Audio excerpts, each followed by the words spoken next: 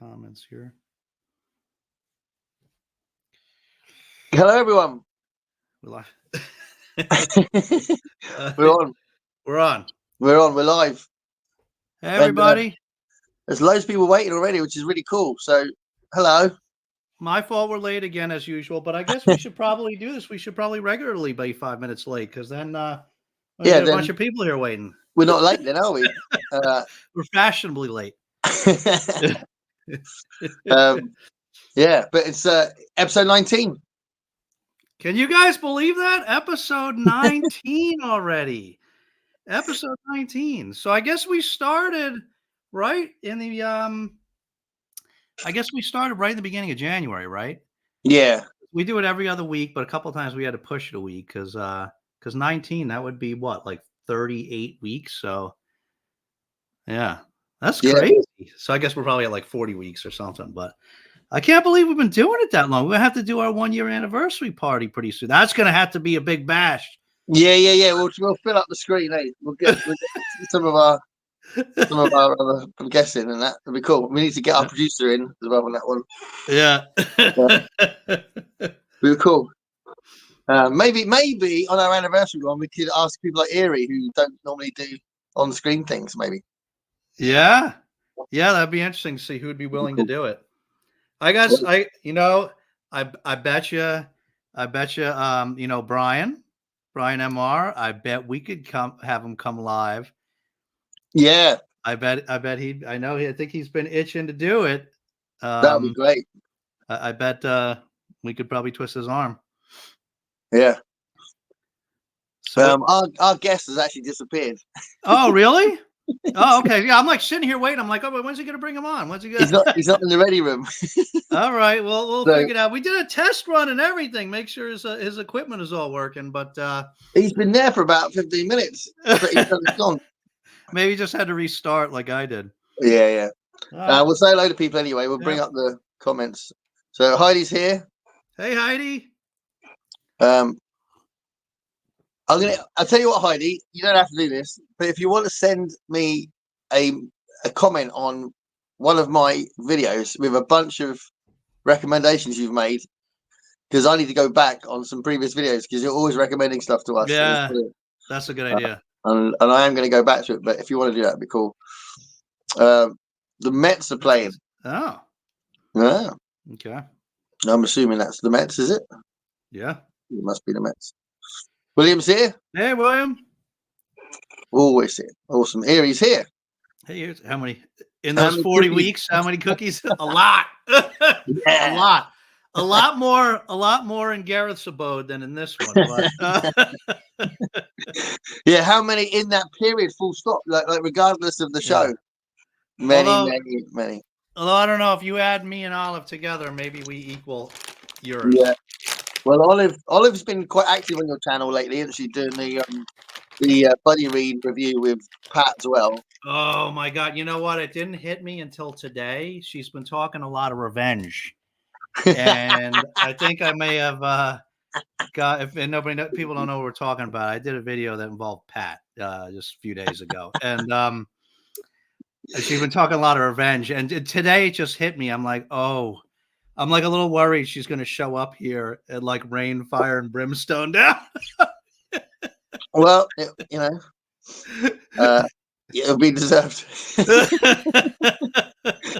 Right, so we have a special guest tonight.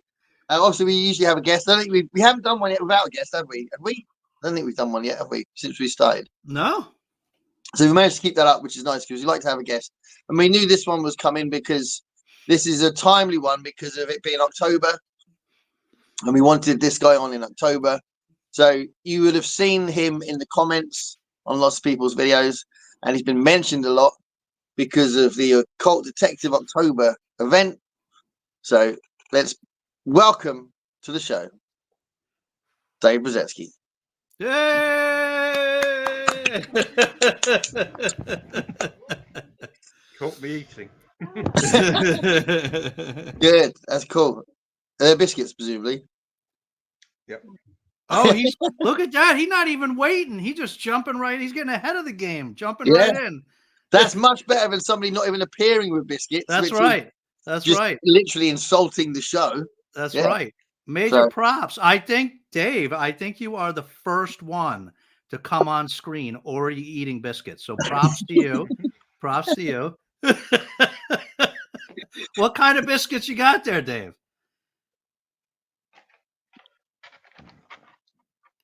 Let's see if I can get this on as well. It actually shows. Taste?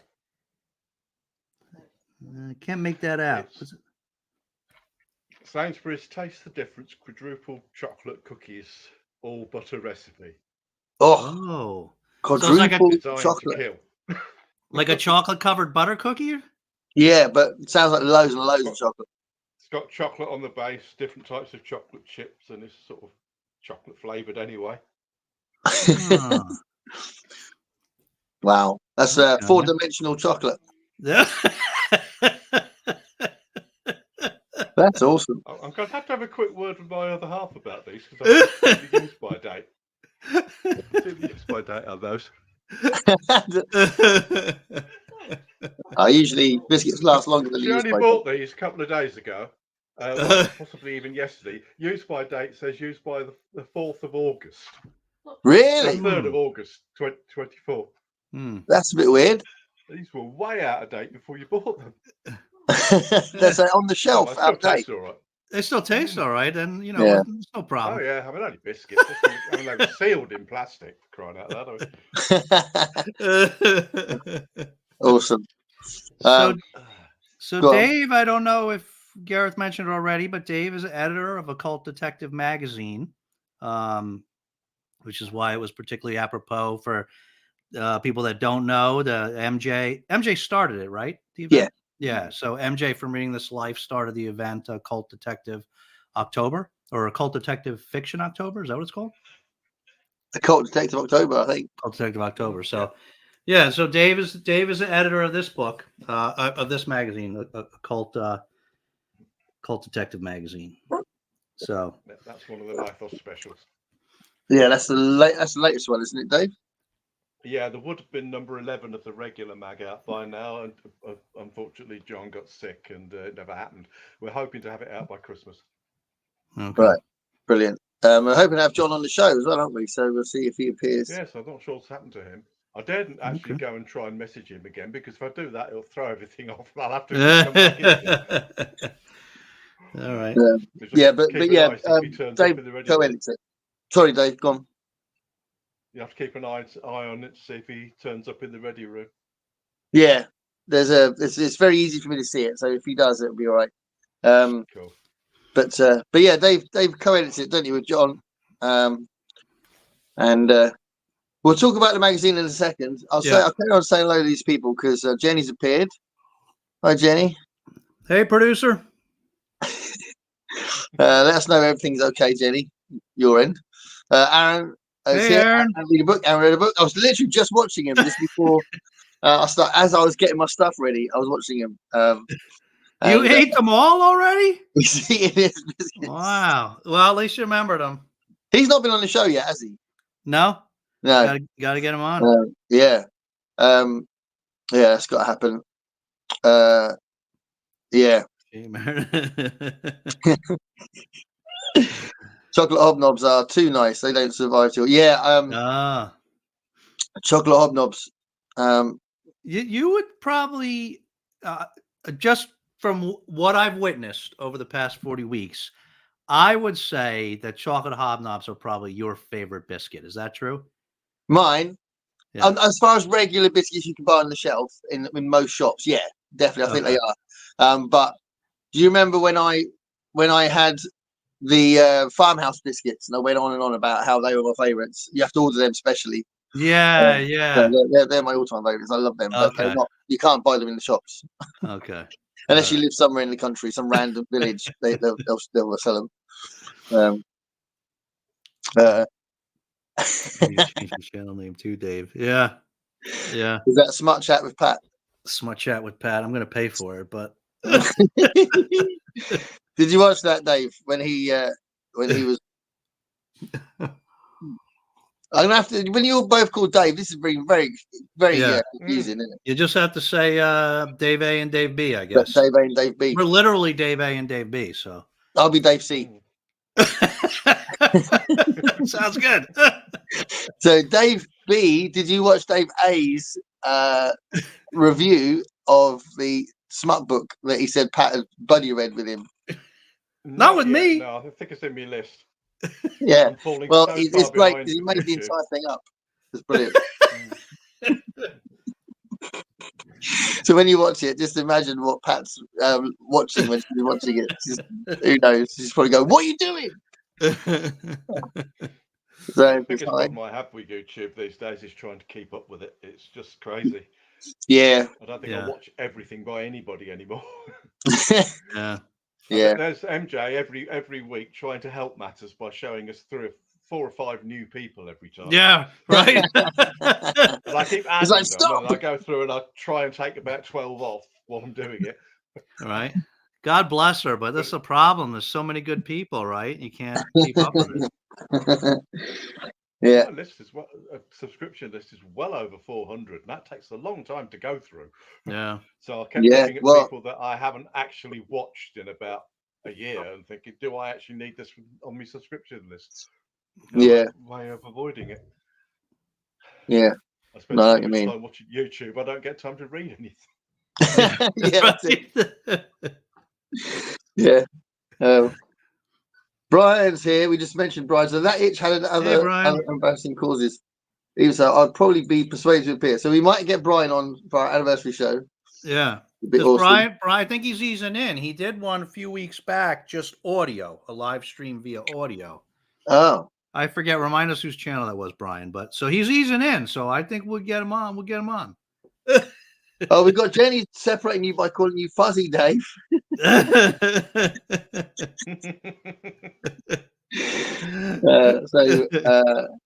So maybe Fuzzy Dave and what would be your Dave? Handsome Dave, Handsome Dave. Do you think? Charming Dave. I go with that too. Pretty Dave. Pretty Dave. I'll take Pretty Dave. I'll take it.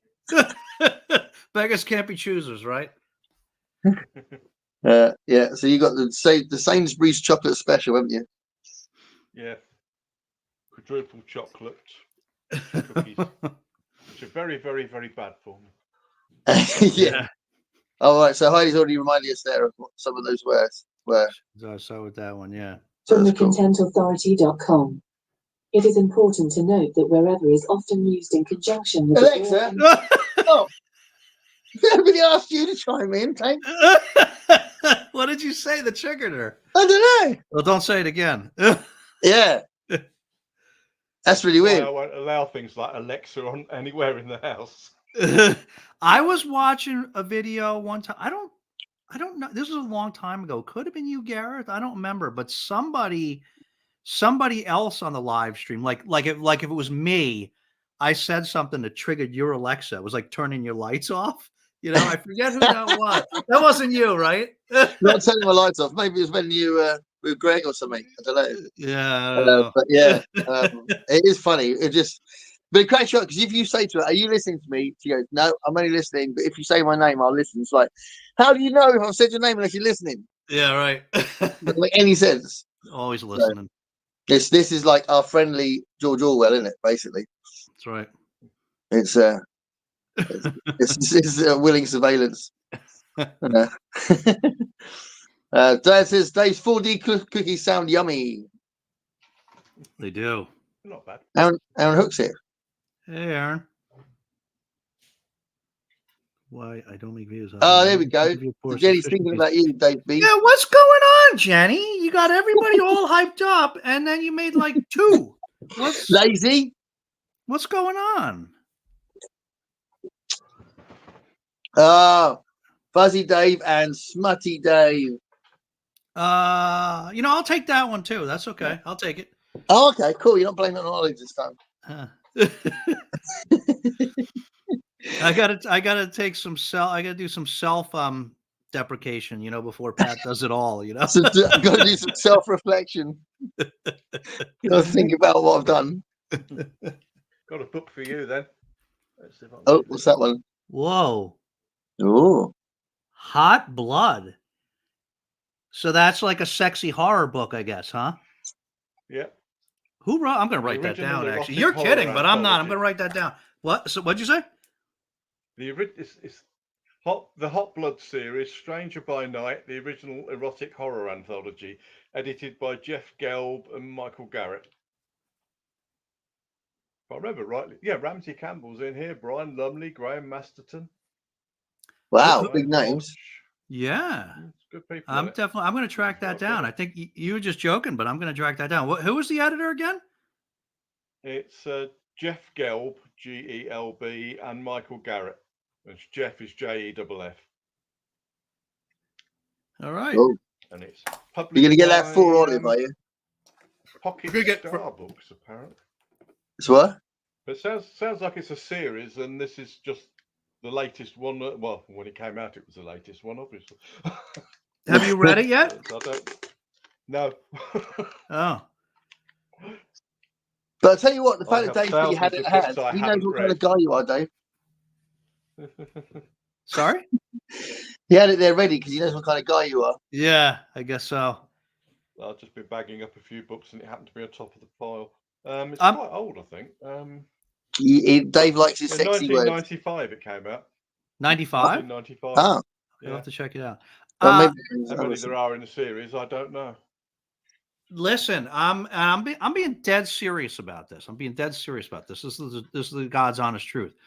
Until December, this past December, not a single smut book ever entered this house until Olive brought that Monsters of Grim Lake stuff in December. Never any smut before that. So I'm gonna get this reputation, but you know, yeah, and it's not even me. I yeah. mean, She gets away with murder, doesn't she? Yeah, slippery slope that leads to dinosaur porn. Somebody was reading that. I don't know about that. I fell down this Garb August, but last Garb August, somebody was talking about the dinosaur porn. What was that? Kelly hooked on Dino Steve Smut. Donahue Right? talks about it a lot. Does he really? Yeah. Oh, I don't remember. I think he actually quite likes it. Well, how can you not? I mean, how can you go wrong with dinosaurs? If you like dinosaurs and you like smut, there you go. Right? So, if Brandy from Book Eclectic's watching, saying she loves dinosaurs, maybe she wants to read about them having sex. Is it a shapeshifter thing, like people turning into dinosaurs? Is it? Yeah. I've not read the damn thing. Right, hold on. Jenny says you can blame on probably him all variant on you Shutter want. Island. But we know he's hiding in his car with his Kindle, recording all his stories, reading all his stories. Love it. It says a few days ago, around there in the morning, my legs started playing Never Been to Spain. Around 3 in the morning. I mean, that didn't just happen, Eries. I mean, something triggered her to do that. Yeah. What'd you say? Well, that is a bit mad, isn't it?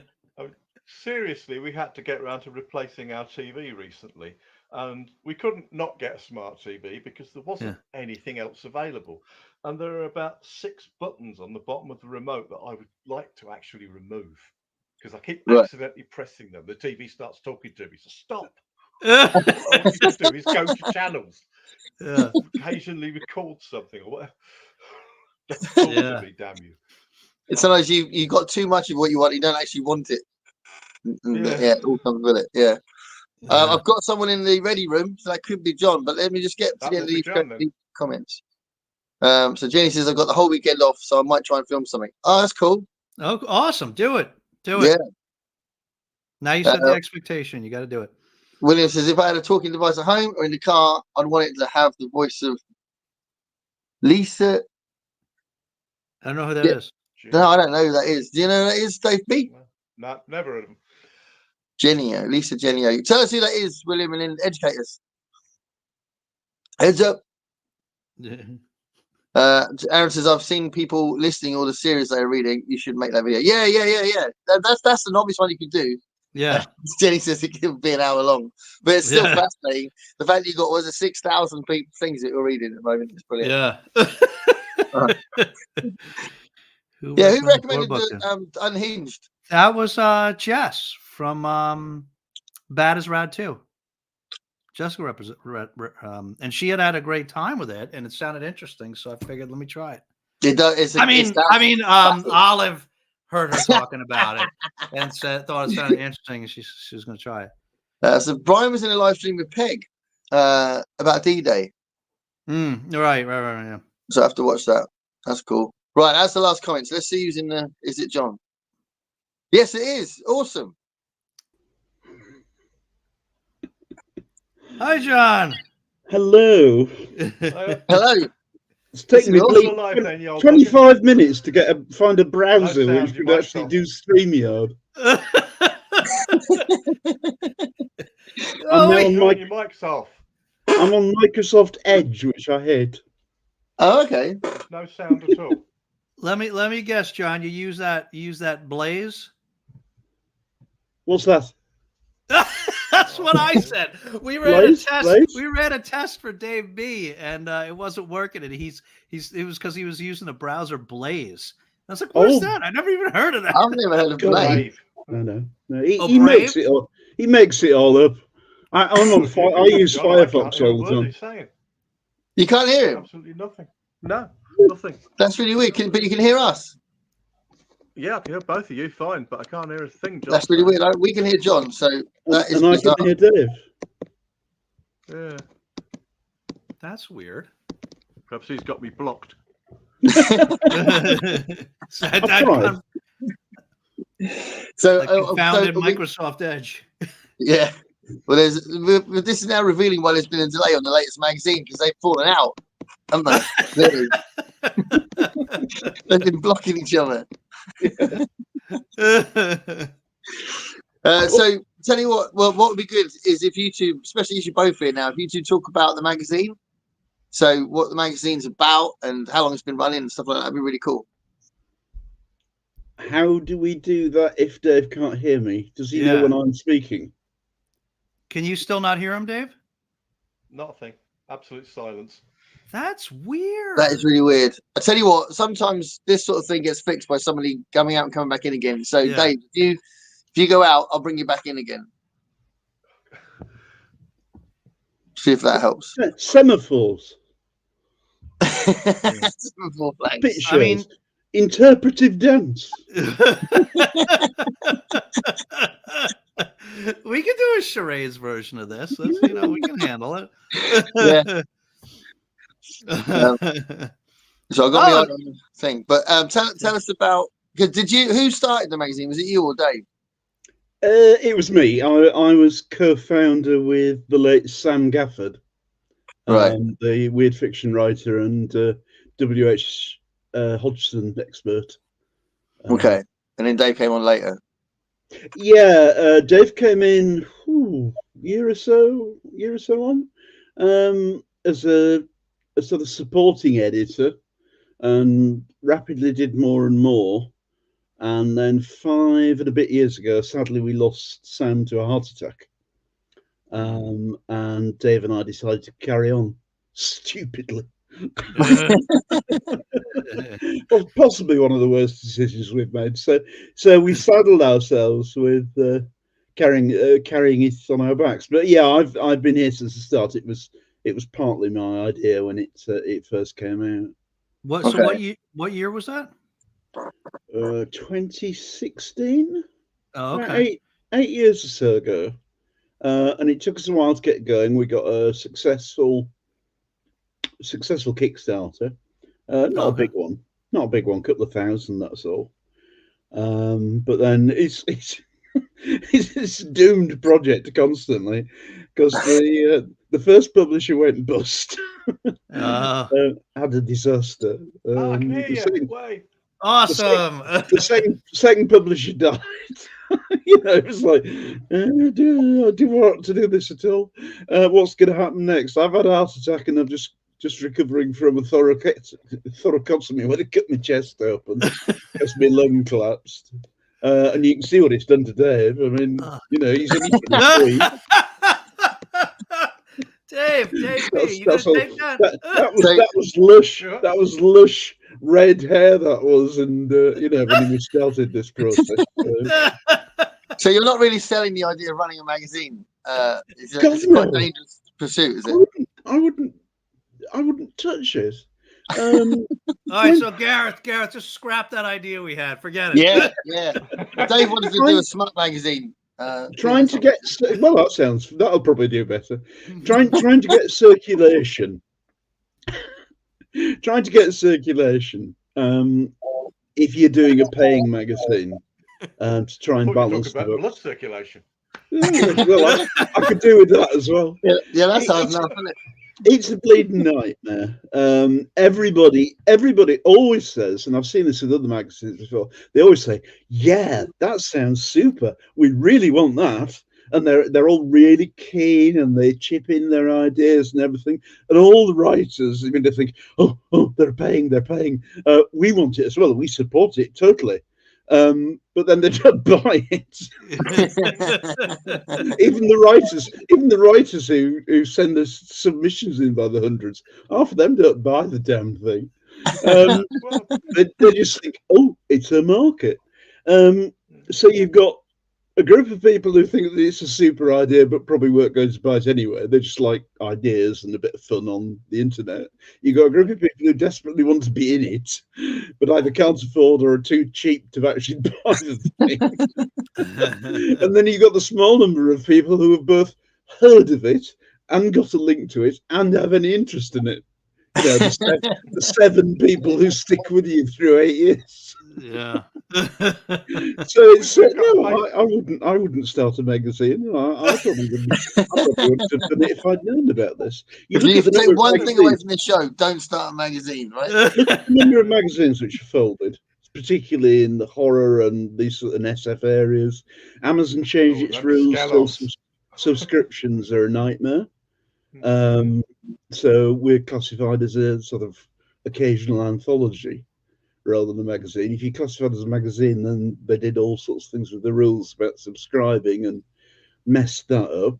And we survive. We've done 7 active years paying. We've paid hundreds of writers.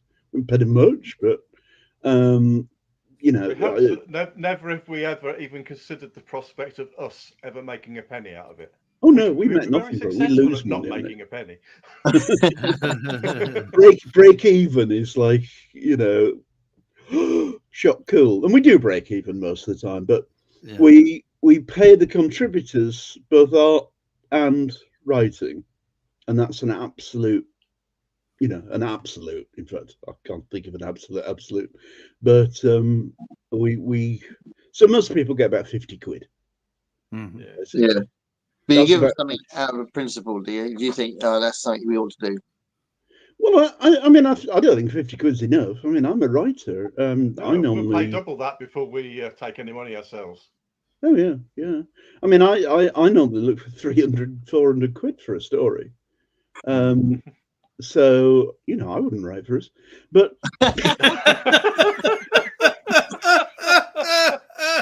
We get some. It's about where you want to be seen and what concepts you want to support. And we have had some stunning fiction from people who have been, I would say, have been gracious enough to accept our pay rates. But at least, and I'm going to probably upset someone here, but at least, thank God, we're not one of those markets that pays $5 or $10 and says, send us your very, very best work, and we'll edit it very carefully and we'll argue about key points in it. At least we make an effort, to make it worth your while. We get people seen. We have repeat authors coming back again and again for that 50, 60 quid. And boy, do they turn it out. There is some very high quality fiction. And I'm saying that not as a writer of it, and obviously not because I make any money from it, but because really we should be more recognised. Some people have turned out some extraordinary stories. There are 2 or 3 in each issue, which you think, wow, those should be in major anthologies or in the top rankers, and we've been so fortunate to get them, because we have a lot of loyalty. Yeah. We have a lot of quality writers who are loyal to the idea of coming back with new stories or stories with return characters and giving them to us first. Sometimes people give them to us first. Yeah. And offer them or ask to be in the magazine. Well, I'm pretty sure they could probably do better in terms of money. I mean, obviously not better in terms of the general environment. But well, I'm sure yeah, I mean, they could make more. yeah, but there's a lot of value too in the particular medium of exposure, right? And I mean, if you're getting published in a respectable magazine in that area, there's intrinsic value in that too to your career, right? Dave, you were saying you guys are up for an award now. Oh yeah, we're up for the best magazine in the British Fantasy Awards.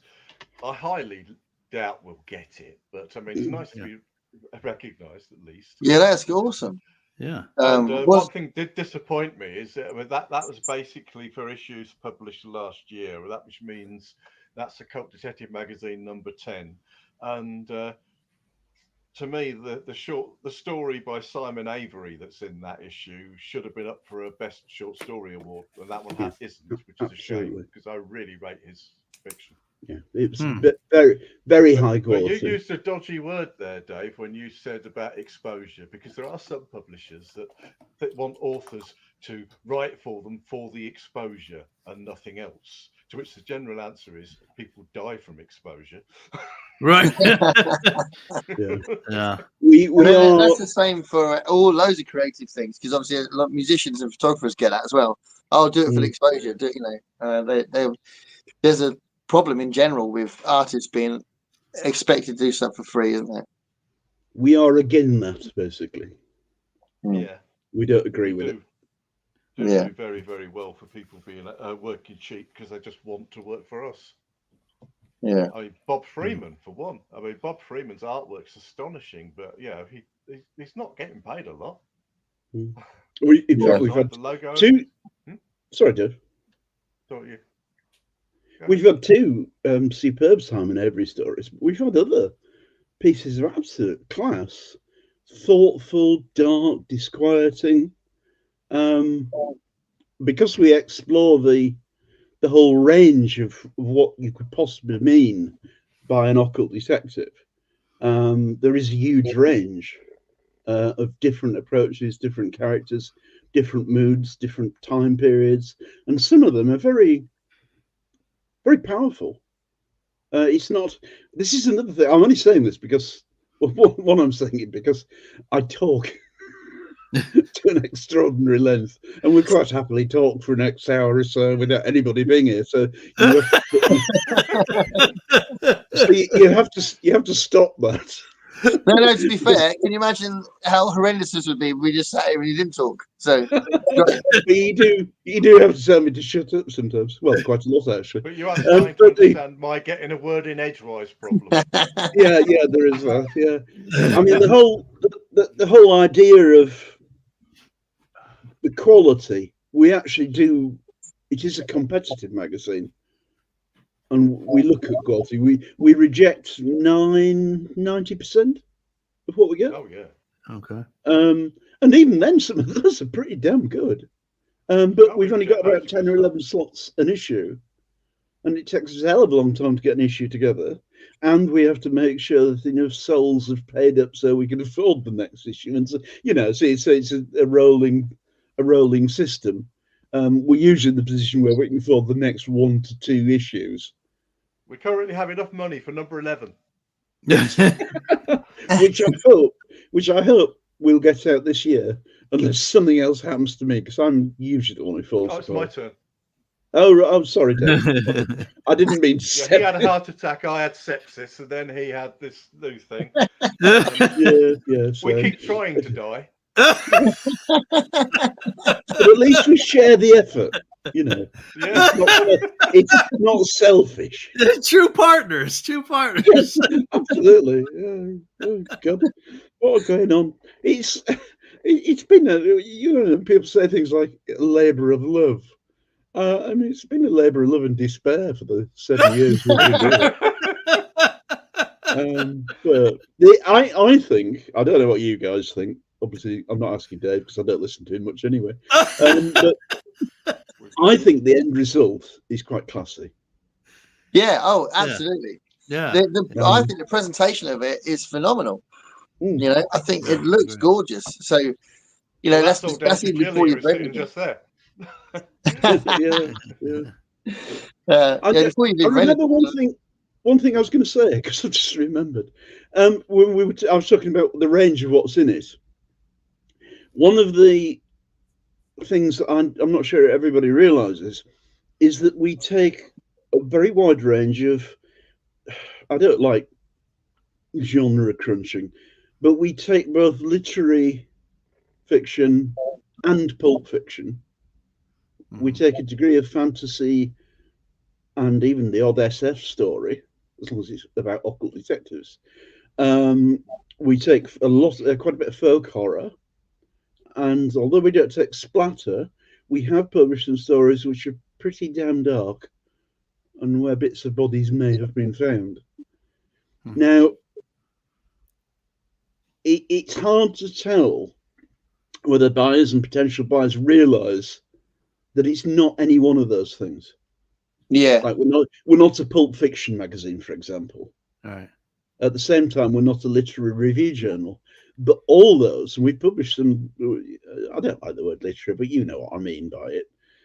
What other people would call literary, or what they'd class as literary in the knobby places in London.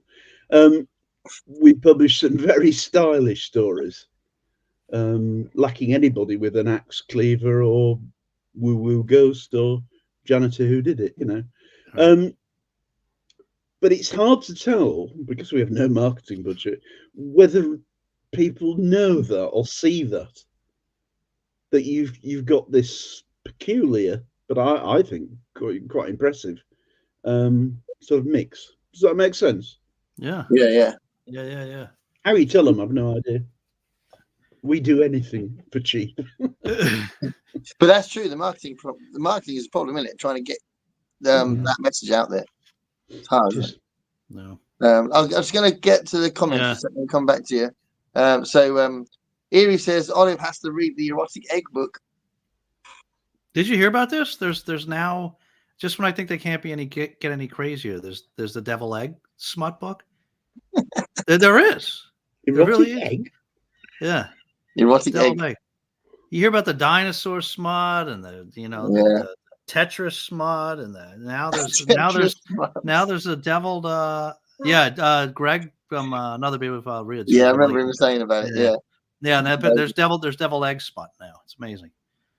Aaron said, I loved Unhinged. The Goodreads reviews are mad people taking the piss. Oh, no, taking the book seriously. The opposite of taking the piss, taking a book seriously. I'm going to read more by her. I mean, Olive's going to read more by her. Olive already downloaded Pushing Cushions from that order, from that author. So she's going to read that one soon. Oh, I don't remember the context of this, but William says it's the lead singer of a little-known band, Candy Pants. Her voice is stunning. Oh, that one he mentioned, Lisa. I forget the name. Yeah. That's fair enough. Yeah. Jenny says, so Aaron, have you seen the review of Kissing the Coronavirus? Yeah. I was tempted to read it. Oh my God. I didn't though. Is it a 30-minute video? Yes, it was. Advisor, now I'm imagining something about a lusty shepherd lass.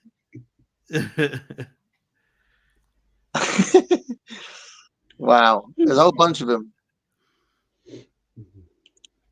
I'll tell you what, give it 10 minutes, and you two at the bottom, you're going to get Dave saying, have you got much smut in your magazine? We actually turned one down that was a little bit too over the top in that direction. Oh, really? Writer too. That's amazing. Hey, look at that. MJ. And me as well. What's going on, MJ? I reckon MJ is probably very pleased to see you two here because obviously she's been a champion of the magazine loads and getting the event going, which is Brilliant. great. I think I hope you've been quite pleased with how everyone's taken it on board and like ran with it and talked about the magazine on their channels as well. Yeah. MJ just did another video going on and on about the magazine. Yeah. It might even be one I haven't quite seen yet. Again, trying to keep up with all the videos. Yeah. I'm trying to do my best to contribute as much as I can, but I've been so busy of late. Plus, we had a nice 4 or 5 days recently where we had builders in doing things to the roof, which paid me doing anything. Yeah, that gets in the way. Fred's here. Hey, Hi, Fred. Fred's very clever in live streams at asking very good questions. So Fred, got to ask us a really cool, or ask these guys a really cool question. Brian says, "Wow, humans are weird." We know that. Lots of people saying hello, hello, hello. Right, our producer says, "It's what happens when self-publishing allows you to read or write anything that pops into your head." It's true. Yeah. Although saying that, I'm just going to reveal something that I did a little. Don't know if anyone saw it, but I did a community post saying that I was going to do a video about how to market my books, and then I had a couple of bits of advice, but then I read the advice and I immediately got imposter syndrome, thinking, "Oh, nobody cares and my stuff's shit anyway."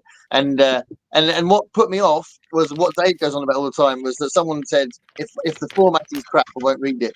And I just thought, oh, well, why am I even bothering? Because my oh, wait, I say that? No, you didn't say it. No, Okay. Dave Brzeski says Oh. he sends me very lengthy emails going, "Sort your formatting out, you idiot." Well, Gareth, I mean, in fairness, didn't you reformat your book like 3 times? About 8 times. That's what does my head in. It's really hard. If you don't pay someone to do it, though. eh? It's not easy, and no. Yeah, I mean, we're in the same position where there's so much stuff we could do, but it would take us so long to learn it all. Mainly doing marketing. You're just a bit behind us, and you really need to find somebody really nice who's willing to do it for you. That's the truth. Well, the way I've done it, because this is the only way I can imagine self-publishers can do it who can't pay for someone to do it. And I with the Amazon thing, you do it and you can't see what it looks like until you have it available, and then it gets to you about 10 days or 2 weeks later, and then you look at it, you go, "Oh, well, that looks even worse." So then you do it again, then you send it off to get an author's copy, and then you wait another 2 weeks, and all those 2 weeks it's available to buy. So that's really frustrating. So then it arrives, and you go, "Oh, that's the best I can do, I think." So you leave it. But the only way I can see you can do it is just go by, is that okay for me? Do I think that looks okay? Do you know what I mean? But there are rules that people in publishing know about that eventually you find out about. Like someone said to me, it was Jono, my mate Jono, who's published tons of books. He's a brilliant author and like does lots of non-fiction about atheism and stuff. He's got his own company. But he said, I have to start every chapter on the right-hand side. I've since seen loads of published books that don't do that. So, but he said it's essential. It looks professional. Depends how much you're trying to cram into the book. Well, my last novel, The Brownie Oak Gang, is like 450 pages or something. So I could make it smaller, to be fair. But we try to do it, but it's not always possible with the amount of stuff we have to cram in. Sometimes we just have to start the story on the left, but Julie does not like doing that. So is that a thing that really it should be on the right-hand side? Usually. Yeah, even if it leaves a blank page, you're supposed to start the next chapter on the right. Right. See, that's something that I wouldn't have known if someone hadn't said it. You know, so it's a learning curve, but it's also sometimes I think, yeah, but surely just read the thing. Do you know what I mean? Sometimes I think if I think it looks okay. I mean, one of the things that I did was a little bit frustrating was I made a hardback book of my novel, the last novel, and the typeface is a bit faint, but it's exactly the same.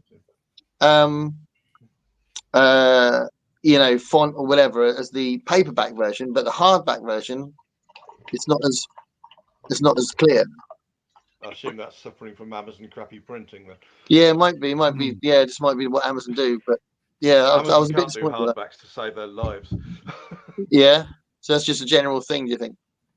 Yeah. It's not their strong Although point. their hardback. printing for paperbacks has got better recently, because we used to have problems in some issues where you'd look at one of the illustrations and there's like a couple of faint light vertical lines going through the page, which really didn't look good. But recently they've started getting quite good at doing the yellows. Right. And it depends on where it's printed. People in America weren't getting that problem because whatever printer they were using over there was a bit better than the one they'd started using over here. And But I think the ones over basically here are because done in Germany, aren't they? they were done in Poland, but now Poland. they're all done in GB. They're all done in UK. Oh, are they? Oh, okay. They found somewhere local, yeah. And Yeah. they've obviously got better because I think people were complaining. I certainly did. So Right. you can't get a copy in your hands before you release it for sale? No, that's one of the weird things about the way the Kindle Direct Publishing works. You publish it, you can see it on screen. It'll tell you what it looks like. You can go through it on screen, but it's not always what it looks like. Sometimes it looks great because this happened with my the first poetry book. I still don't like what it looks like. I've got the best version I've done, and honestly, there's about 8 versions that I went through. I did it so many times, and each time it's not looked like what I saw on screen. Do you So- upload a PDF to Amazon, or do you do it I- via uploading? I've done both, but I think most of the time it's been a PDF. I think I did Yeah, 'cause, Word I document mean, last time. Basically, if you've got a PDF, that should be what it looks like. If you're Yeah. doing it right. Yeah. But, Amazon are not easy to work with sometimes. Yeah. I mean, I've it's been a big learning curve anyway, from the point of view of just how to put the stuff on the page in the first place. So that's not Amazon's fault. That's me learning how to just use the software. Yeah, you I mean, got to took find me- the right software as well. Yeah. We're used to using Scribus, which is Linux based, but there is a Windows version.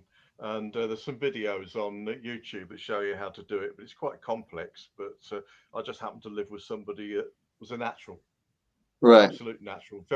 When we first started, when we were Occult Detective Quarterly, one of the main complaints I had was the fact that Sam Gafford, the publisher, couldn't format a magazine to save his life. And as soon as we took over, it got a lot better. Right. So he's perfectly good at formatting books because a novel is quite easy. You just got to get the indent at the start of the paragraphs, and if you want to fart about with drop caps, you can, but we can't be bothered with that. It's too much effort. But, No, you're right. The magazine is there's so much more involved in that. You've got to position it. slip the like review book covers in between the text and stuff like that. That's quite complex. Yeah. Jill's pet hate is footnotes, which is she's got an ongoing thing with Ian Watson, who can't put out anything that isn't full of sodding footnotes. She hates doing. Yeah, because it must be complicated because I just even just like a very simple thing, like when I published that story in the Stygian collection, she had sent us I guess they were PDFs, like just to like proof beforehand. And when I looked at that electronic document, like it looked really weird because like one page, everything was shifted. It had a big margin on the right. And then the next page, it had a big margin on the left, right? But right when you're printing, because that's where the binding is, but so I mean, there must just be like that's a very simple one, but there must be a lot of formatting issues like that. There's right? all sorts of things. I mean, that was one of the things I noticed with Gareth's books, that because he didn't want it to go into the gutter, he just made the margins bigger both sides, which made the text smaller on the page. It didn't need to be that small on, but you have to alternate them. Yeah, exactly. Yeah. So it gets difficult where you're trying to things you're supposed to avoid. You're not supposed to have like 2 or 3 lines of text on the top of a page and then that page is finished. So you actually start cramping one line up a tiny bit, things like to make it fit. It's a complex job. So you can make the gaps smaller. Yeah. And it's hardly noticeable. If you actually take a paragraph and make the gaps between the words slightly smaller, you can bring it up a couple of lines. Oh, okay. That sort of thing. And Jesus. you never notice it reading it. Yeah. Yeah. So I think the lesson here, Gareth, is like before you publish your next book, you got to send it to Dave. Well, that's what it's Yeah, to me. I think Dave's busy I'd now. have to give it to Julie, and she'd say no. But Dave, I appreciate that. I'm talking about Dave A now. I think you were saying. So the lesson is, Gareth, is stop. So thanks for not doing that. All right, let's get back to these for a second. Apparently, there's a poop smut book. What? Oh my God. That doesn't sound like smut. That's a whole nother category. Yeah. Story of the eye. William says their songs are only one YouTube search away. Yeah, we'll have a look. I'll have a look after the show, William. It's Pat. It's Pat's. Uh-oh. So, John, you might not be aware, but Pat might have a bit of beef with Dave A. That way. No, that way. That way. Right, okay. So we'll find out if I'm if sure the event starts. I'm sure she's forgot about it. Oh, she forgot about it. Until now. Have you come to? Yeah, have you come to defend your honor? Hello, Pat. Right, this is going to be interesting. Terrify your tablet is going on. Terrify your tablet. What is that, MJ? It must be about buying horror books cheap or something Oh. on tablets, I guess. Okay. Here we go. So, right. I don't need to defend my honor. No worries. When Dave least expects it, I will have the last laugh. Love you, Pat. Hey, you weren't even involved. It's just like what her and Olive was doing it, weren't they? So Yeah, it didn't have anything to do with me. yeah.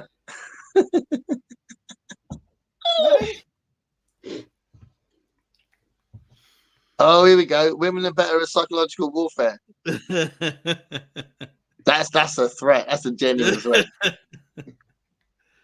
So Fred wants to know what Terrified Tablet is. Yeah, me too. And they're saying hi. It's not the strangest spelling of my name that I've seen. Oh, that's someone correcting there. Oh, Brian's here. Rage. Rage Biscuits here. John, have you got any biscuits on you, John? Me? Yeah. Yeah. I've got a lot of dog biscuits. And the Staffordshire Terrier, which keeps running up wanting to go to the toilet, and I can't reach the door. Perfect answer. Perfect answer. But he's called Biscuit. He's called. What, Brian? Yeah, he's got a nickname. And early on in the Is This Thing On shows, and to be honest, I don't know how it happened, but his name is Rage Biscuit. Isn't that funny? I don't even remember anymore either where it came from. Well, we've got a Mad Biscuit. Mad Biscuit. Yes. What's your dog's name? Biscuit. Oh, it is Biscuit. Seriously? Yes. No. I wasn't kidding. That's awesome. Oh. So he brought a biscuit with him. Don't eat your dog. Jesus. Is he there? No, he's gone to sleep under the duvet upstairs. Oh. He sleeps under the duvet most of the time. He's not one of those big scary dogs. He's mostly Staffordshire Bull Terrier. He's little and brown. Well, he's smallish, brown and white, and is a bit of a nightmare. Oh.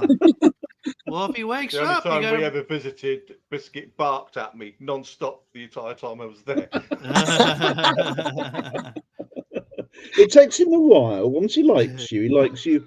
Once he likes you, he likes you so much you can't get rid of him. That's the trouble. So if we have workmen coming round and workwomen coming round, and he starts pulling things out of their toolboxes and trying to go through their trousers and overalls and things like that. He gets over enthusiastic about taking part. He has to take part in absolutely everything that goes on. So if we do any repairs, even ourselves, or try to hoover, he has to try and contribute, which gets a bit exhausting because you spend sort of 5 hours saying, "Will you bugger off, Biscuit?" I love that. And he sleeps in the bed every night, always underneath the duvet, always shifting position, and sometimes make it extremely difficult to get a night's sleep. You go, "Will you stop it?" You're shouting at the dog in bed with your head under the duvet, going, "Will you stay still?" But he's, on the other hand, in winter, he's very useful because he acts as a hot water bottle. So it's like we want him then. We want him in the bed then in winter because it keeps us warm. Yeah, she's like that. She's one of those real flailers in bed. So oh my, she does everything. She's like every direction that, you know, like half the time I'll wake up, like her ass will be in my face, whatever, constantly kicking me in her sleep. Yep. I mean, she wakes me up like on a regular basis, kicking me. Yep, I get that. I think a little thing could take up so much room. Yeah, he's a bit of a nuisance when it comes to things like podcasts and stuff because I'm too far away from the door, and every so often I go to open the door and pull all the cables out, and then lose contact for about 15 minutes. And the people, you've got this period in the middle of the podcast where everyone's going, "Can you hear me, John? Can you hear me?" No. And I go, "I'm here. Trying to let the dog we'll look in forward to that in a minute then. So yeah, rage. And then Brian says, "Is Springsteen here?" Because Jenny just called him the boss. Oh yeah, Brian's just. How did it go, Brian? Yeah. How'd it go? He just released a non-fiction book about the war. Heard from a lot of people, and have lined up some interviews. Oh, that's cool. Oh, awesome! Going to be on a podcast at the end of the month. Oh, brilliant. Oh no, Erie's got to go. Oh, all right. See you, Erie. Cliff's here. Hey, Cliff. Awesome. Cliff's not been on the show yet, has he? No, he is not. No. So he's only actually an hour away from me. So I think it's an hour on. I think it's an hour forward. Yeah. So it's not that different, really. He's in South Africa, guys. If you don't know, you two on the bottom. Cliff's from South Africa. Do you watch Cliff's channel, Dave B? Do you watch Cliff's channel? Cliff's Dark Gems? Don't think so, no. Because his specialist thing is horror, so might be a bit crossover. Be interesting. There's a lot of horror channels. I find that horror people are much more interested in promoting the genre than most other genres. Yeah. There's a big, it's a big area. Yeah, they're very passionate in it. It's very cool. We'll be on. I don't know what that means. Hold on. Oh, yeah, that sounds hectic. And then he says it will be hectic. But good hectic. You keep plugging your book. That's awesome. Yeah. So does Amazon have any special rules for uploading your work? Do you need to be represented by it? But no, that's the thing. No, of course you don't. No. I mean that's the thing about self-publishing, certainly for Amazon, but I think there's a bunch of options you've got.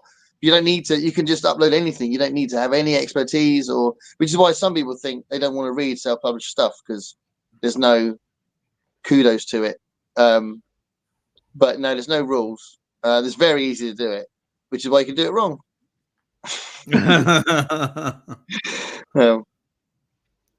I'm never actually self-published, so I find it quite an interesting sort of area.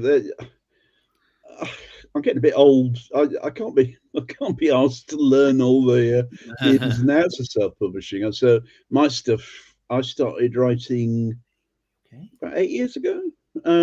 All my stuff's for the small independent presses. That's cool. So I just amble around until I find a small or independent press that's interested in that sort of thing. And there's quite a few who are willing to take risks or do something unusual. And my stuff's slightly off to the side compared to mainstream horror. So I just totter around until in the end, in the last 2 or 3 years, I've had the occasional publisher say, we would like something from you. You fit our vibe, our sort of aims and goals. So I got to the Nice point where covers, John. Really nice Sorry? covers. Yeah. Nice covers. So, yeah. Dave, Oh, yeah. so maybe John, maybe you could tell us a little bit about each of these books Dave's holding up there. Sure, if you don't get bored. I mean, I'll have to go in a while anyway, because I've got all these huge scars down my side, and eventually I get a bit cramped. I'm supposed to do thrilling exercises. Exercise. To try and keep everything moving. So yeah. I've put out two. These are my 4th and 5th collections, I think. Okay. I put out two. Actually, it's a good example of what we were just talking about, because I put out 2 collections this year. They were both early summer, and the Unkindness of Shadows is about a gay art critic in 1970s Britain, and it's effectively folk horror, more than anything else. He's a sort of fairly flamboyant, gifted man who doesn't look for trouble, doesn't look for horror, doesn't look for supernatural stuff, but ends up getting dragged into it. And so it's a series of tales. They're sort of linked. It's a series of tales recounted about what he faced in the 70s, or more accurately, what he got stuck with and didn't really want, but thought, oh God, I suppose I better do something about it. Or it affected friends or whatever.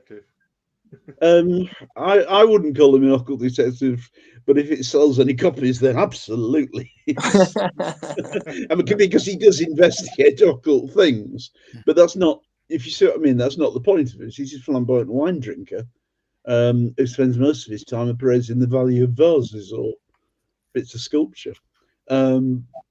It's, I don't know what you call it. Someone said it was literary, which is back to that word again. But it's moody. Ramsey Campbell gave me a fantastic write-up, calling it chilling, poignant, and all sorts of things, and an absolute must-read. So it's, I mean, I know Ramsey on and off, so clearly it has a degree of horror in it, but it's more what I'd say was contains horror, if you get me.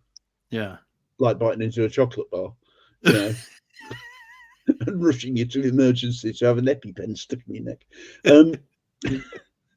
There is horror in there, but there's a lot of disquiet and disturbing and sometimes quite macabre stuff in the various stories, and it takes you through Justin Margrave, the critic, talking to two young men now, about what happened to him.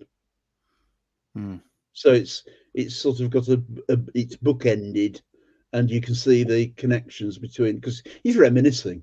It's like the one man show reminiscence of what he's been through, from painted masks in a Yorkshire dale to a witch jar in Somerset to horror in London during the Brixton riots, a whole range of stuff. Yeah, does that make sense? Yeah. That's so it's interesting. I think people. I've had a lot of really positive feedback about the quality of it, and about that slight sort of chill, that some of it brings. But at no point does he wield a chainsaw or face anyone with a mask and a cleaver. It's not that sort. The other one, Ain't No Witch, it's got no connection whatsoever.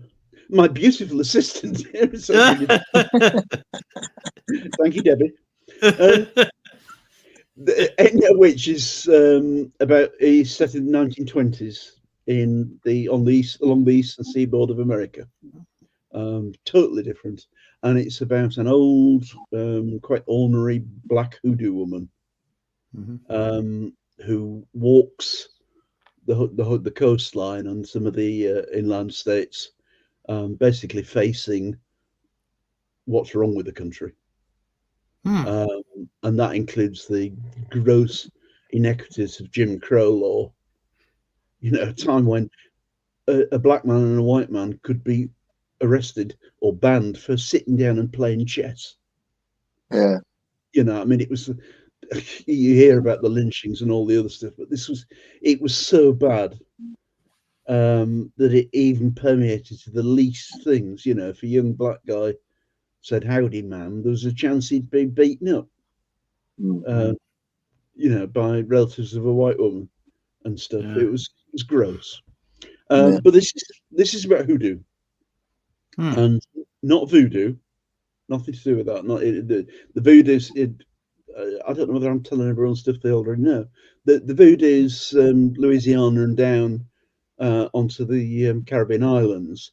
That's a religion with its own set of beliefs, and it's sort of syncreted with Catholicism historically.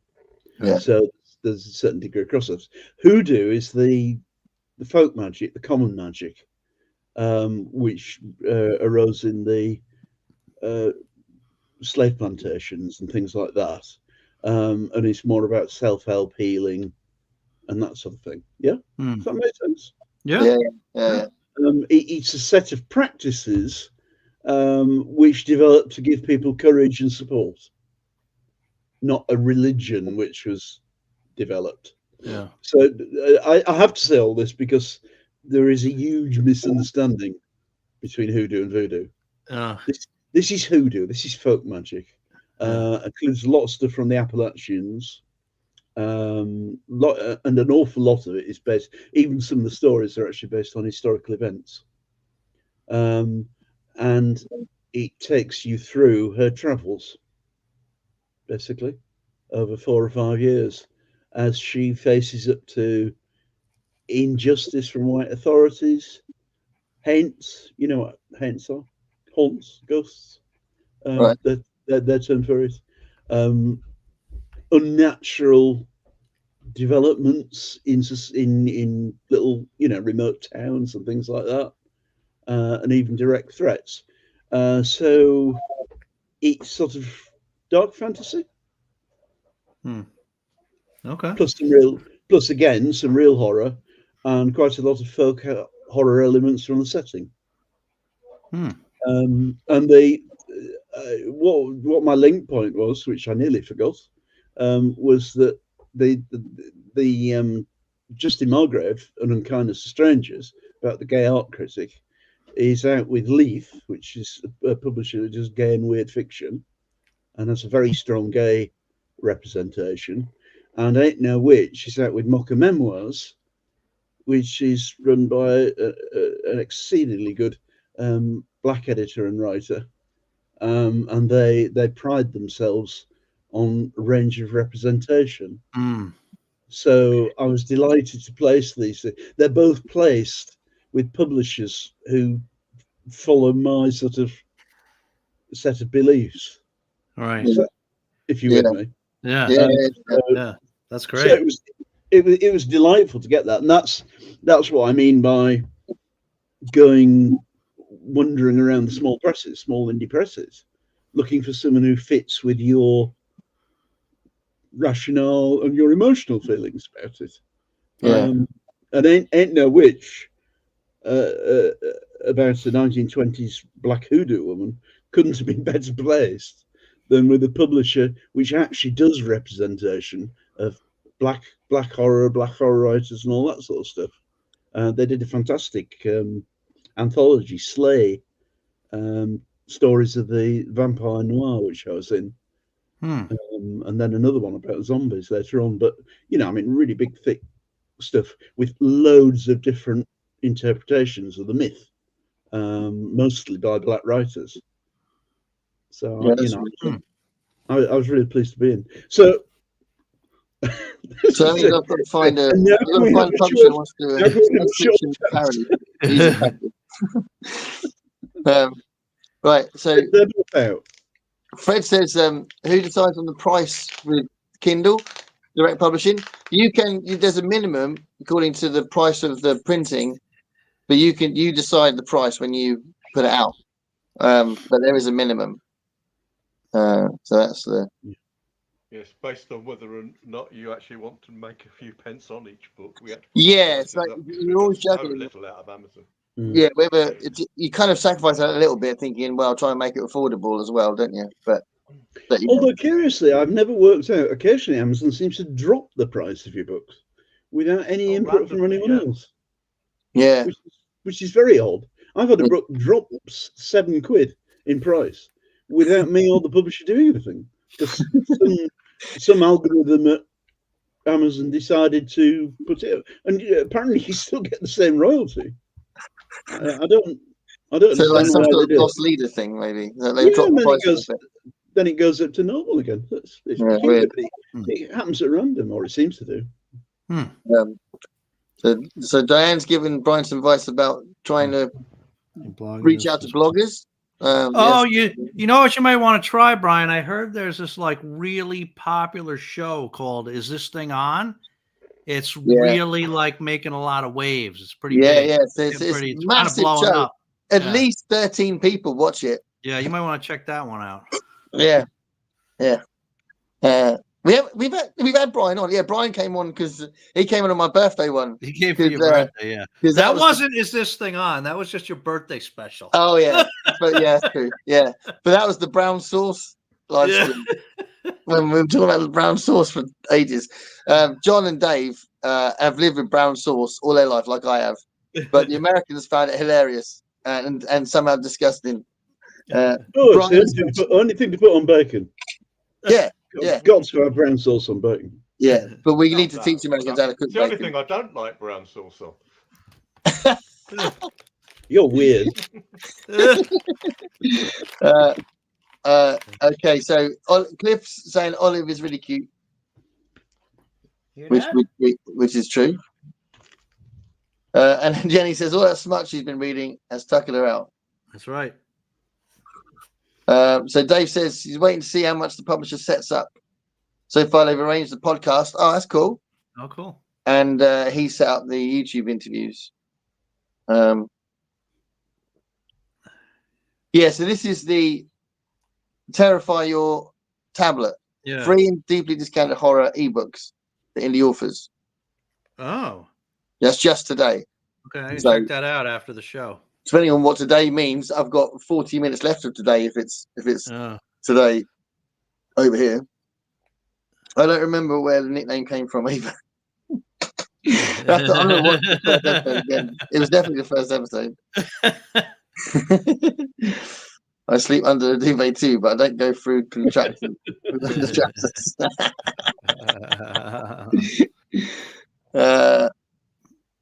For those of us who have joined late, do either of you have YouTube channels we can check out? No, I barely have a presence in my own house.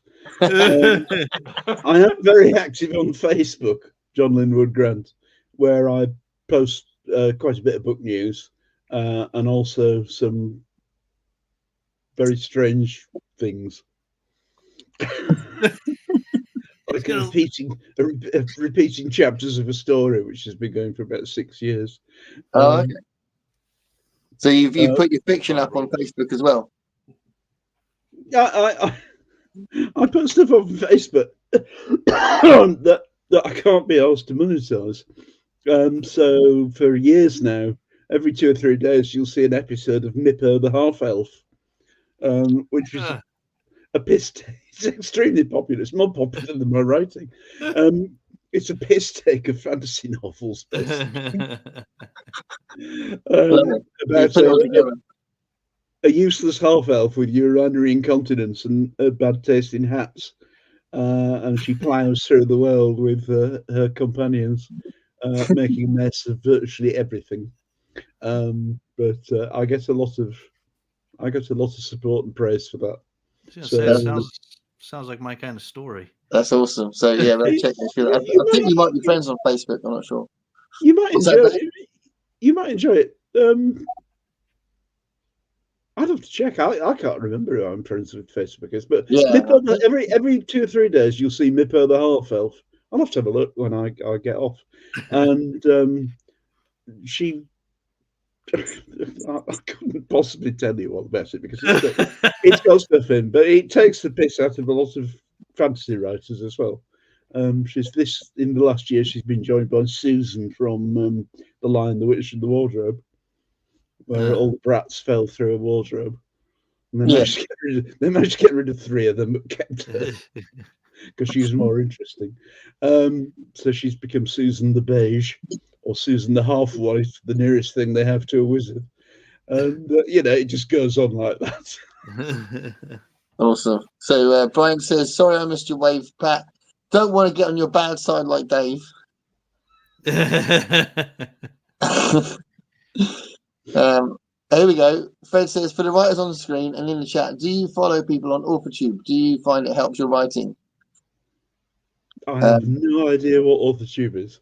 So AuthorTube is like a bit of an unofficial group because they'll say they're in AuthorTube, but I don't think it's a separate thing. It's just like authors that do BookTube videos. And there's a few that I see. I mean, the one that I watch the most is an author that posts a lot is Margaret Pinyard. So lots of different channels in it. Yeah, it's just people who do what we do, but they talk about their own stuff more than they talk about anything else. It's an aspect of BookTube, and they'll do writing advice and they'll do publishing advice and stuff like that. So it's interesting. Authors are terribly dull people. I'd be really interested to see, I mean, that wasn't very nice of me, was it? There are times when I get into conversations about writing and I think, oh my God, I'd rather be down the pub. Well, Fred says, John, before you leave, tell us about Mr. Bubbles, the slightly psychotic pony. Well, that's another one of the things that I only post on Facebook. I have this habit because when I say that authors are very dull people, the trouble is that I get really, really bored doing self-promotion and all that sort of stuff. You know what I mean? You hit a point where you think, well, I don't think I like me or what I write anymore at all. So this is where Mipper the Half-Elf came from. And I write stories of St. Botolph in the Wolds, which is a non-existent village near where I grew up in East Yorkshire. And parts of those stories, one section is about Mr. Bubbles, the slightly psychotic pony, who's basically a huge black equine with burning red eyes, who ambles around with a teenage girl called Sandra, who just carries a Remington shotgun. And basically, if they come across anything evil or wicked in the area of the Wolds, they go for it. Either she shoots it or he treads on it. He's very sarcastic. He's a talking, of course, just like Mr. Ed. No one will remember Mr. Ed.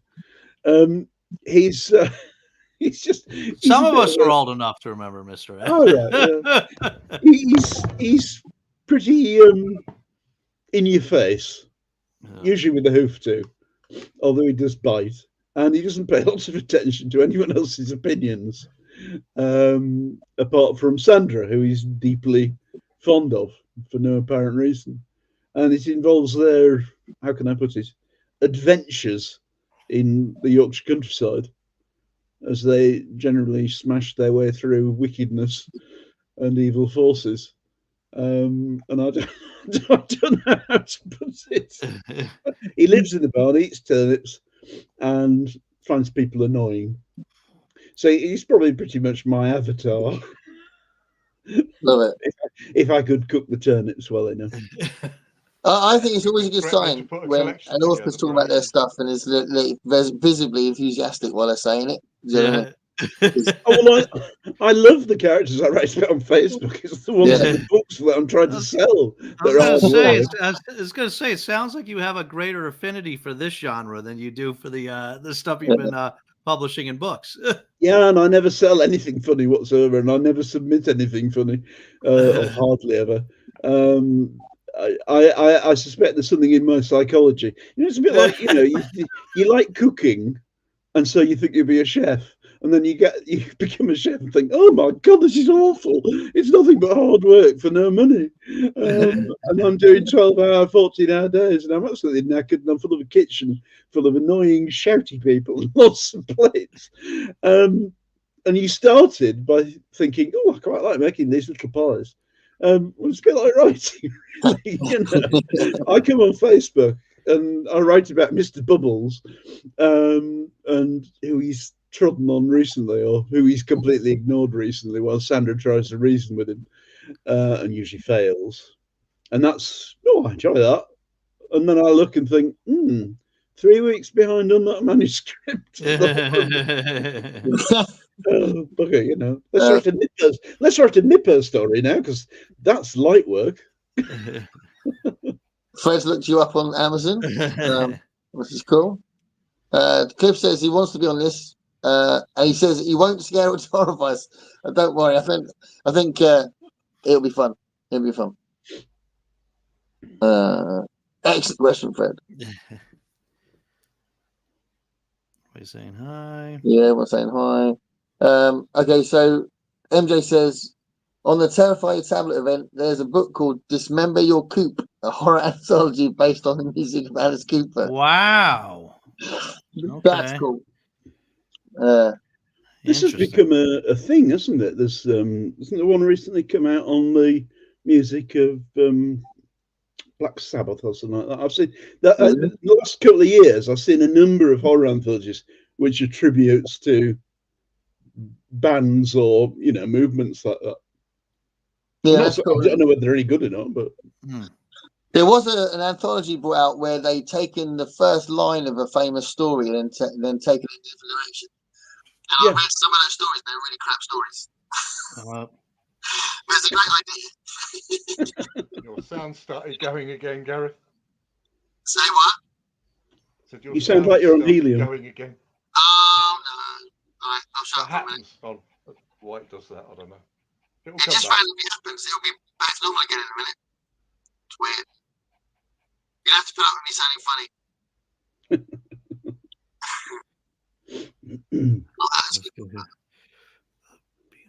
Pass this thing on. What?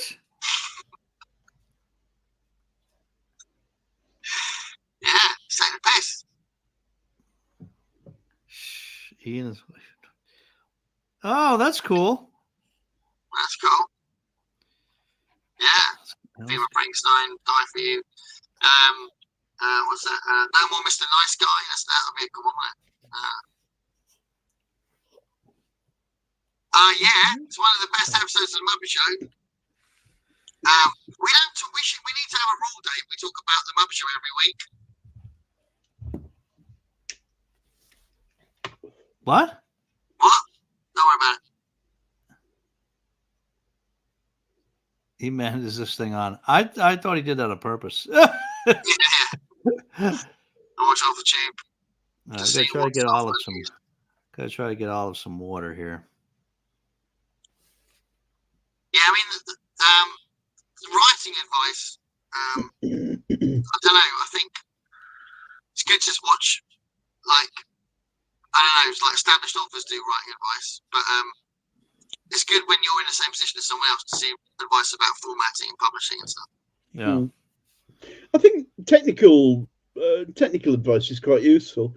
I have a fairly low interest in the how to write stuff. Yeah. I mean, to be honest, there are far too many books, and there's some there's some brilliant authors who've gone down this road, but there are also some very mediocre authors who are obviously not making enough money through their fiction, who have written more and more books about how to write, the craft of writing, and all this sort of stuff. So it's becoming quite hard to tell which are the ones which are reliable, and you have to either do word of mouth or go through a lot of reviews to work out whether these books are any good, because partly they're repeating a lot of the same stuff, or they just nicked a load of stuff going back from the last 10 or 20 years from other writers. And occasionally you find a book on writing you know, which is quality and by someone who knows what they're talking about. So I'm not just generally against them. And I Well, I think think, it's Now we're important to, getting. when you first start writing yourself, to show your friends and family your writing and get some feedback from the sorry, people. say that again. I You're think a when bit you first squeaky. start writing, I think it's good to get feedback from friends and Oh, family, right. people you know. Yeah, yeah. I mean, Some of them will be on it. I'm a terrible person to ask because I just started writing and decided I'd do it and got on with it. But I'm an old man from Yorkshire, and I just feel that, you know, do the bloody job. Stop gabbing. And so it's. I mean, I couldn't do it myself. I couldn't. I throw the old idea. I think practical advice about publishing and sometimes practical advice about layout design, or really stupid mistakes that people make and really bad tropes which I think they're quite useful. But in general, I mean, there's so little to say about writing in some ways because you write by reading lots of books, watching real people, and then putting something together. Yeah. And if you haven't read much, and if you haven't seen any real people, you're on a bit of a loser, really. I mean, I think one of the this sounds like writing advice. I'll just shoot myself. One of the follies I see. John, you should definitely start an AuthorTube channel. You're like made for this. I'll I think. look to look at it. Yeah, they would love you on AuthorTube. The thing is, we get some. How can I put it? We get some. I do quite a few anthologies as well. I've got a new anthology coming out soon. In fact, two. So I get a lot of submissions. Yeah, partly for the magazine and partly for the anthologies. And there are some, you know, there are writers who've got a good idea, a new idea, but not got the craft or experience to do it. And sometimes I foolishly buy Amazon recommendations and then lie on the floor and kick a bit and drool because they're so awful. And some of the writers I come across in that way don't actually seem to have met people, or they don't seem to have looked at people or what people do and how people behave. Are you with me? Yeah, they're not very real. The characters aren't real. They write stuff, and I really want to grab them by the scruff of the neck and say, have you ever actually seen anybody act like that or speak like that? You get this wooden repetition of movement or language in a conversation, and you think, but nobody does that. Yeah. And I'm guessing that no one in your family or friends have done that as well. You're writing what you think is what a writer does when they do a conversation. You're not actually.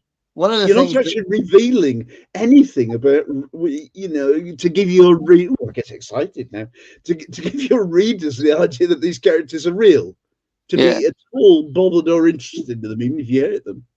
But one of the things that I used to like wind me up about old, like golden age science fiction and earlier was sometimes the dialogue and the characterization was really like functional, and it was just to move the plot forward. There's no interest in the character. There was nothing human about the people that were in the story, and that was the real bad thing with the writers of that period. That it was, and people would go, oh yeah, but it's about the ideas. But you can have both. You can have great ideas and real compelling characters. It was also, I mean, to be fair, when I was there, to be fair, though, it was also a period where everybody was excited about the ideas, and it was like Thrillsville. I mean, we've become a bit jaded in the sense that there aren't a lot of the new ideas in speculative fiction blossomed in that period, and some of them were written out very badly. But what I'm saying is that at that time they were new, and so that's why I think what's interesting now is those ideas being done better with good characters and a better writing style. You know, I'm a character writer. My stuff is character led, like the Margrave and the Ain't No Witch with Mama Lucy. and I believe strongly in the interior life of both the main characters and every other character in the book. I mean, if Mama Lucy is on a drugstore stoop and there's a kid next to her, as far as I'm concerned, it's my job to show you that that kid is actually there, really exists, and has their own life and feelings. Yeah. All of my secondary, in a sense, I have no such thing as a secondary character. I've just got some characters that take up a lot more pages. I believe strongly that everybody your protagonist or antagonist interacts with ought to be as human as you can make them, or as non-human as you can make them, depending on No, what I you totally like. agree. Both my novels are totally character-led. The sort of way in which people insert. I mean, this is back to most like, have you ever met people? Writers, starting writers. I'm not criticising some of my peers. If I'll never understand that word either. Starting writers have these cardboard characters who walk on, a bit like one of those puppet shows, you know. But if there's no life to that walk-on character, it doesn't work. They're just a really obvious and dull plot device. Yeah, they've got to have an energy to them. Any character has to have an energy on the page, I think. Yeah, and if absolutely, and if you have secondary characters who are there a few times throughout a book or throughout a story, I mean, my God, you ought to be prepared to back them up. You know, if someone turned around to me, there's a guy called Crawfish Johnny, an old white guy that Mama Lucy meets, bizarrely in Buncombe County, where they've had those terrible disasters as a result of Hurricane Helene. I researched this a lot. It was a bit of a shocker to see what's been going on in America. This is all set in Buncombe County in areas which have been devastated.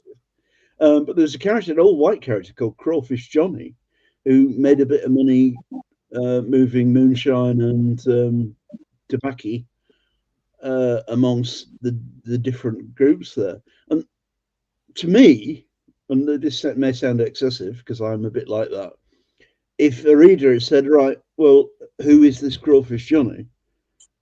I ought to be able to say, he's from here, to tell his background. Now, you don't put that in the book. You have to give the reader the confidence that you could. Yeah. That it's there. That Crawfish Johnny is a person, not a quick literary stooge. Yeah. And not just there. That was a bit of a rant, that. No, that's cool. To be fair, we haven't got any extra comments. So I just wanted to mention. Everyone is running away from me. No, I wanted to talk about something that is magazine related to, because obviously it's a little bit of a theme having you two on. And I wanted to talk about this. Gareth. What? We're an hour and a half in. We didn't have our biscuits yet. I mean, I'm getting hungry. Oh, because I showed you in there before we went live. I've forgotten that we didn't do it. So I'll talk about this for a second. Because well, it's quite cool because I've been collecting the Twilight Zone magazine since I was about 13, I think, something like that. 14 maybe, I can't remember. But anyway, all my life pretty much. And I bought this one recently on eBay, and I've got 11 to go, and I'll have all of them. So I've got another one I'm looking at, which will hopefully mean I'll have 10 to get. So I'm very excited because I'm nearly there. And this is same sort of thing with lots. You have how many? So there's I can't remember how many they made. I can't remember. There's a massive pile. I can't remember how many. Oh, okay. But I went through all of them. I found a website where it said all of them that was published, and I've got very specific details which ones I'm missing, and they come up sometimes. They're just really difficult to find, and it's the earlier ones I need to get. But yeah, that's quite nice. I feel like there's an end moment where I have all of them. So that's quite exciting. But again, I thought you were trying to get us to buy them off you. You ain't having more magazines. This is sort of, And now I've got them all. Anybody want to make an offer? I think he wants to know if you have any of the ones that he's missing. No, I'm just sharing. I have a handful of old Twilights in the loft. Have you? Ooh. But well, I wouldn't put, How attached to them are you, John? probably less since we have squirrels in the loft because they bit the bindings of some of my books up there, so I wouldn't guarantee they're in very good condition. We got an infestation of squirrels and then a few rats. Wow. And that was we had to do. You won't have heard my stories. I was sat on the loo with the bathroom door open, and the hatch to the loft gave when a rat fell in my underpants. True story. True story. The hatch is just outside the toilet door, and this rat has been scrabbling on the hatch. The hatch fell. The rat panicked, fell down, fell into my pants while I was sat on the loo. Then went down my leg. Oh my God! Went down my leg and shot out my bottom of my trouser leg. And I was sat there having a wee, thinking, this is all right. I was thinking, whoa. And fortunately, I'm not particularly phobic, so I just thought this was. But still, you must have shouted from the shock, even if you weren't particularly. I did go, what the heck?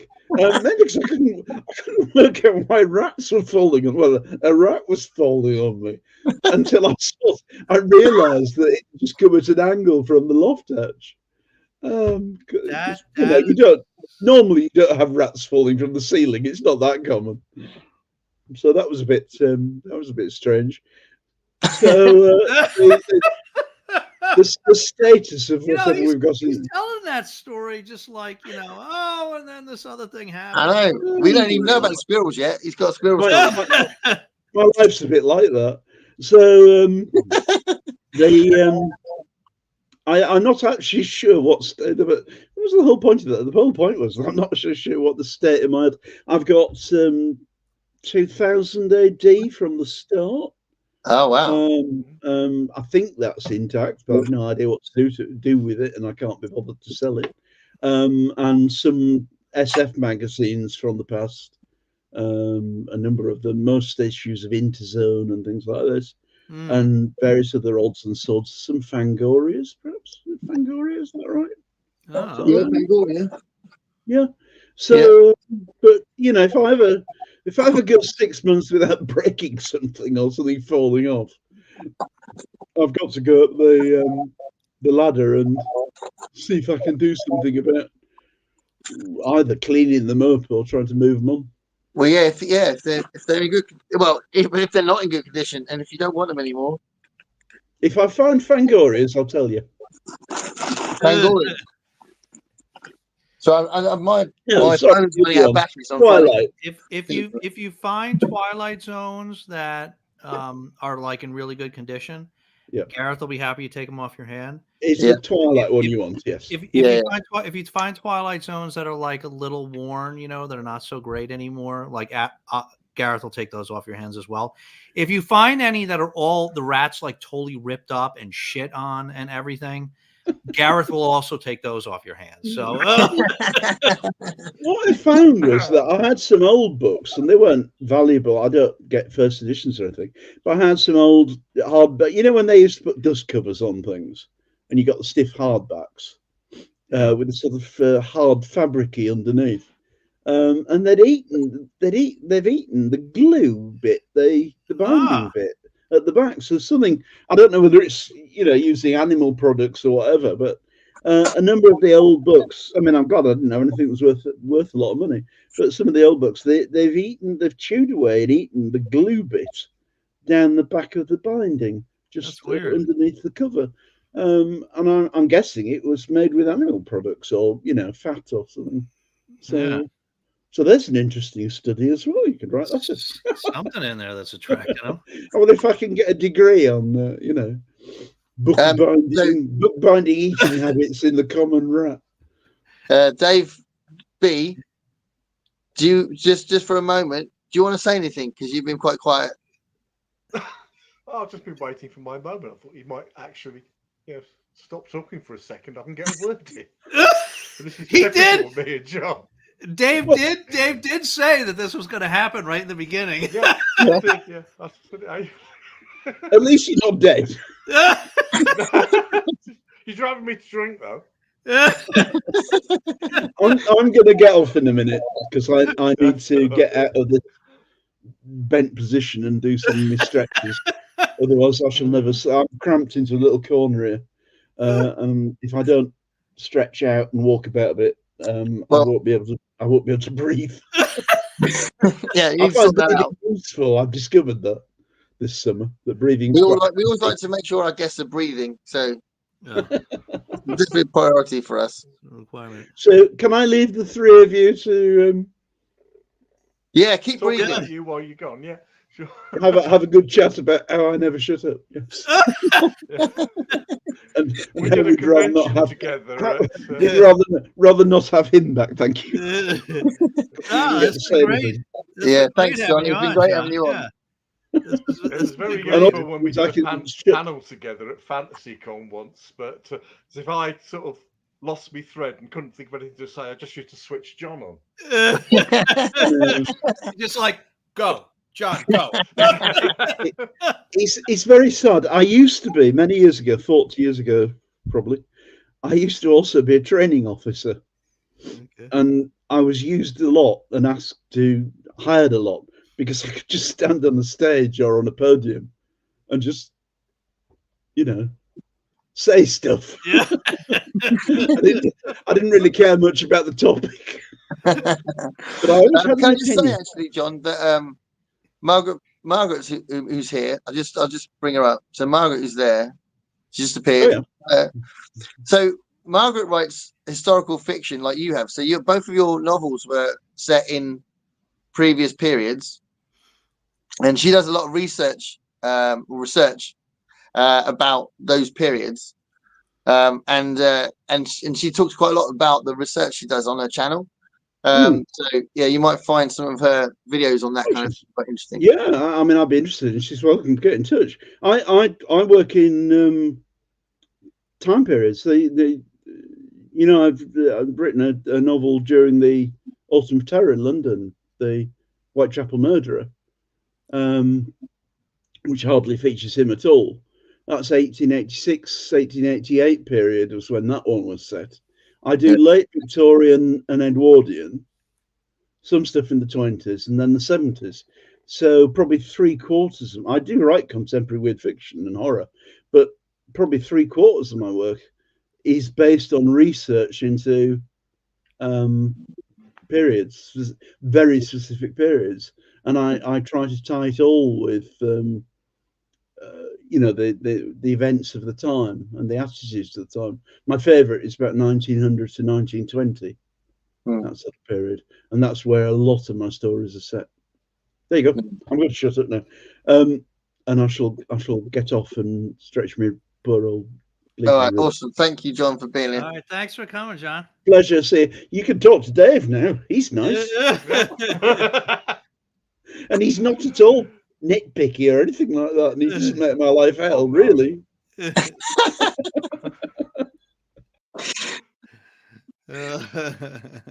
So about biscuits. So these are today's biscuits. Sugar free.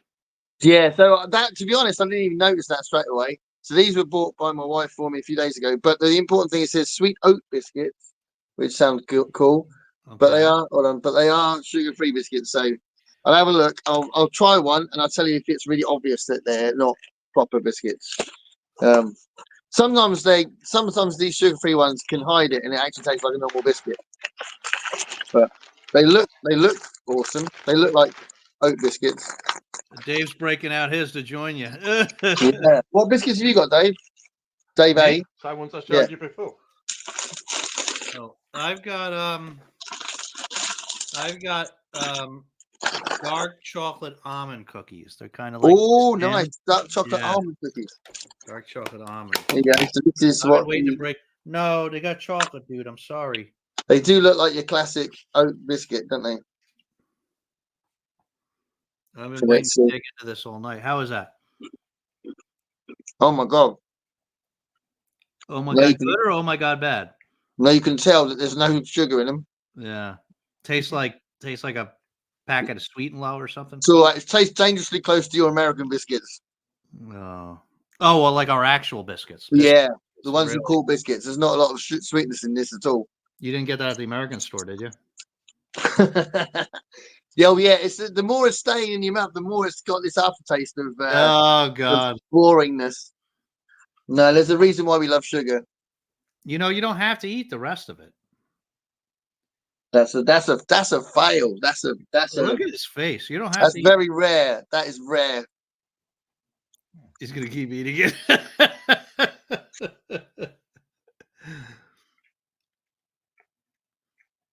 Mm. Wow. Well, Furnace, not impressed.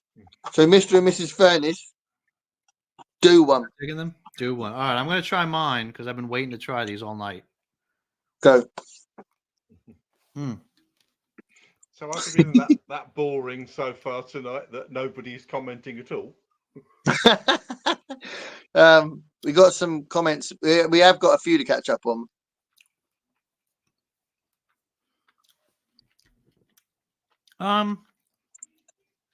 They nice? Not as nice as I thought they were going to be. I'm pretty sure they're better than that one you're eating.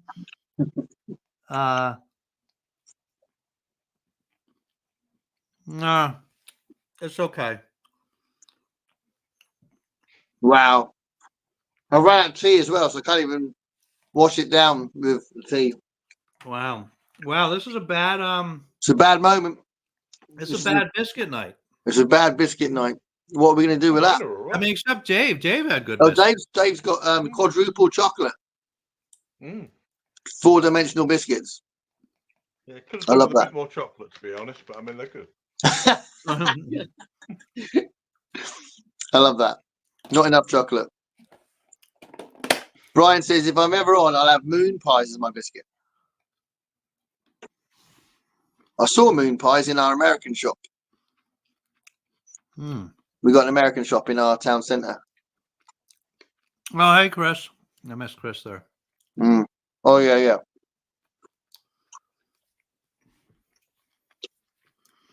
A message for John there. Great character name, Crawfish Johnny. Brad says hi to Christopher. You know, that cookie kind of grew on me a little bit. You know, it's kind of like yeah. You ever drink? You drink any wine, Gareth? Are you a wine drinker? I like red wine. Do you drink wine, Dave? Oh yeah. That was kind of like wine. Like sometimes you get those like wines that are not great, like in like the first sip or two, and it's like, and then by the time you get half a glass in, it starts tasting pretty good, or at least it seems that way. It gets better the more you drink. Yeah, that cookie was kind of like that. The last bite was a lot better than the first bite. I don't know. I think it's because you know what to expect, because that's not as bad. The first one is like, what? And then now I'm not expecting it to be sweet. It's not so bad. Yeah. But yeah, it is pretty boring though. We got a mixture in here today. This is I forget what this is. Jerky something, right? Look at she's not interested at all.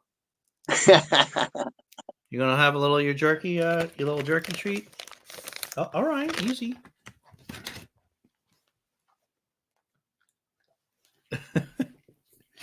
Brian says, I bought an issue of Fangoria once, but it fell victim to the satanic panic.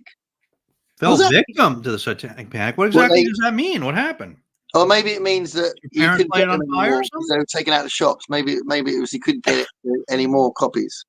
Oh, but he said he bought. It sounded like he meant his issue fell victim to. Like his parents, he believed he was going to become a Satanist, so he burnt it himself. Do you think that's what he did? Maybe his parents took it. Oh yeah, maybe. I was never that keen on Fangoria, to be honest. It was a bit too kind of led by the information and stuff the studios gave them.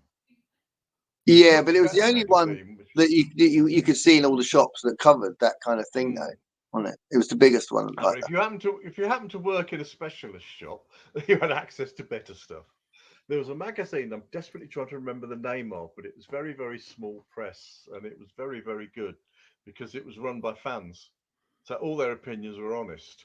They did a whole series where they went through the classic video nasties and properly reviewed them. And they didn't like all of them. Let's put it that way. Some of them were just so bad. Well, some of them are It was a terrible. great man. Oh. So Yeah. just to clarify, Dave B is talking about video nasties, and video nasties were these videos like rent videos that were banned by the UK government Oh, for being too explicit or like full length feature films, but they were banned by the government. yeah, like Driller Killer, Driller Killer. I Spit on Your Grave. Oh yeah, I Spit on Your Grave. Yeah, Yeah, I haven't seen it, but I heard of it. It's apparently terrible, but that's two of them. Was Chainsaw Massacre banned? I can't remember if that was banned or not. So what was that, Dave? I don't remember whether Chainsaw Massacre was banned. I remember. Yeah, I can't remember if that was, because obviously it had a proper release, but I don't know if it became a video nasty or not. I don't know. A lot of them were straight to video. A lot of them didn't go to the cinema. They just went to the. I can't remember. There was things like Cannibal Ferox. Yeah. Which was really vile. Yeah. Oh, never even heard of that one. Yeah. It's to be avoided. And there were some films I quite liked. There was something called what the hell was it now? Basket Case. Oh yeah. Somebody had a twin brother that lived in the basket because it was so badly deformed. Yeah. Gross. That's a kind of cult classic, isn't it? Oh yeah. Oh, I don't remember that one either. But there's also there's two films called Basket Case, because there's another one which is Peter Jackson's second film, isn't it? Oh, is it? Oh. Yeah, it's like a zombie film, and it's just got the ridiculous end scene where the main guy is destroying loads of zombies with a lawnmower, and he's just sort of like holding it up and this. Oh, you know what? Relatively extreme one I watched the other night for the whole. And I know there's a whole series of these, and I've been meaning to try it for a long time. I finally watched. Have you guys seen that? The first one was just called VHS. You guys seen that one? No, I've not.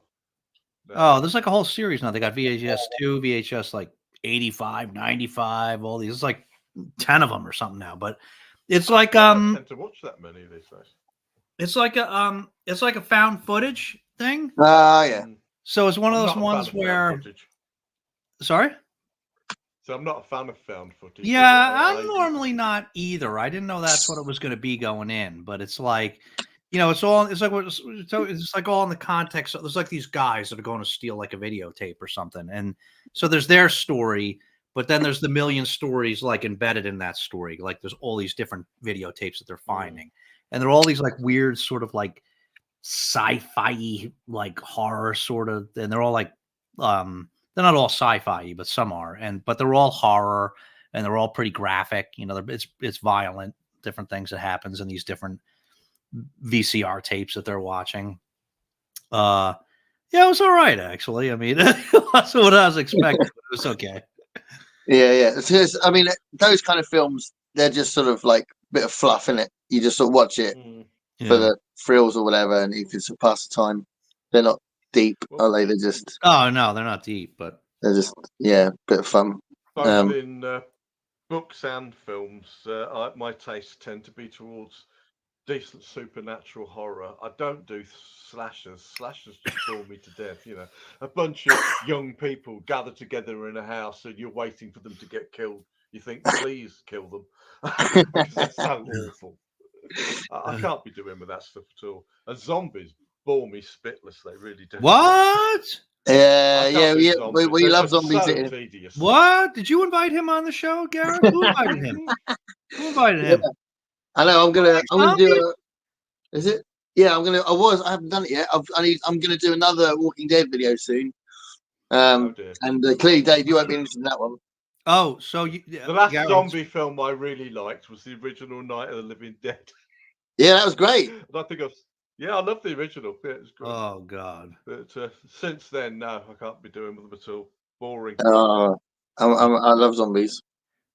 Gareth, you would ask me to do Dead City. Yeah. So because you asked me, I did it. Oh, you didn't like it? No, I liked it. That one was like, I liked it. It seemed like, so for anybody not watching, anybody doesn't know, each of these new Walking Dead spinoffs are 6 episodes each. I don't feel like enough happened, and I like the other two. Like the story got more advanced by the time you finish 6 episodes. I think it's the weakest of the 3. It, maybe. Yeah, I think so. But Negan's stuff is brilliant. Yeah, his I never dialogue's even watched brilliant. the The way he's original. done it. Say again, What? Dave. I do. I never watched the original. I didn't like No? the comic much. Do you know who Negan is? Do you know who we're talking about? No. He's Oh, like a big villain in it, but he's quite a Oh. multifaceted character. They've done quite a lot with him.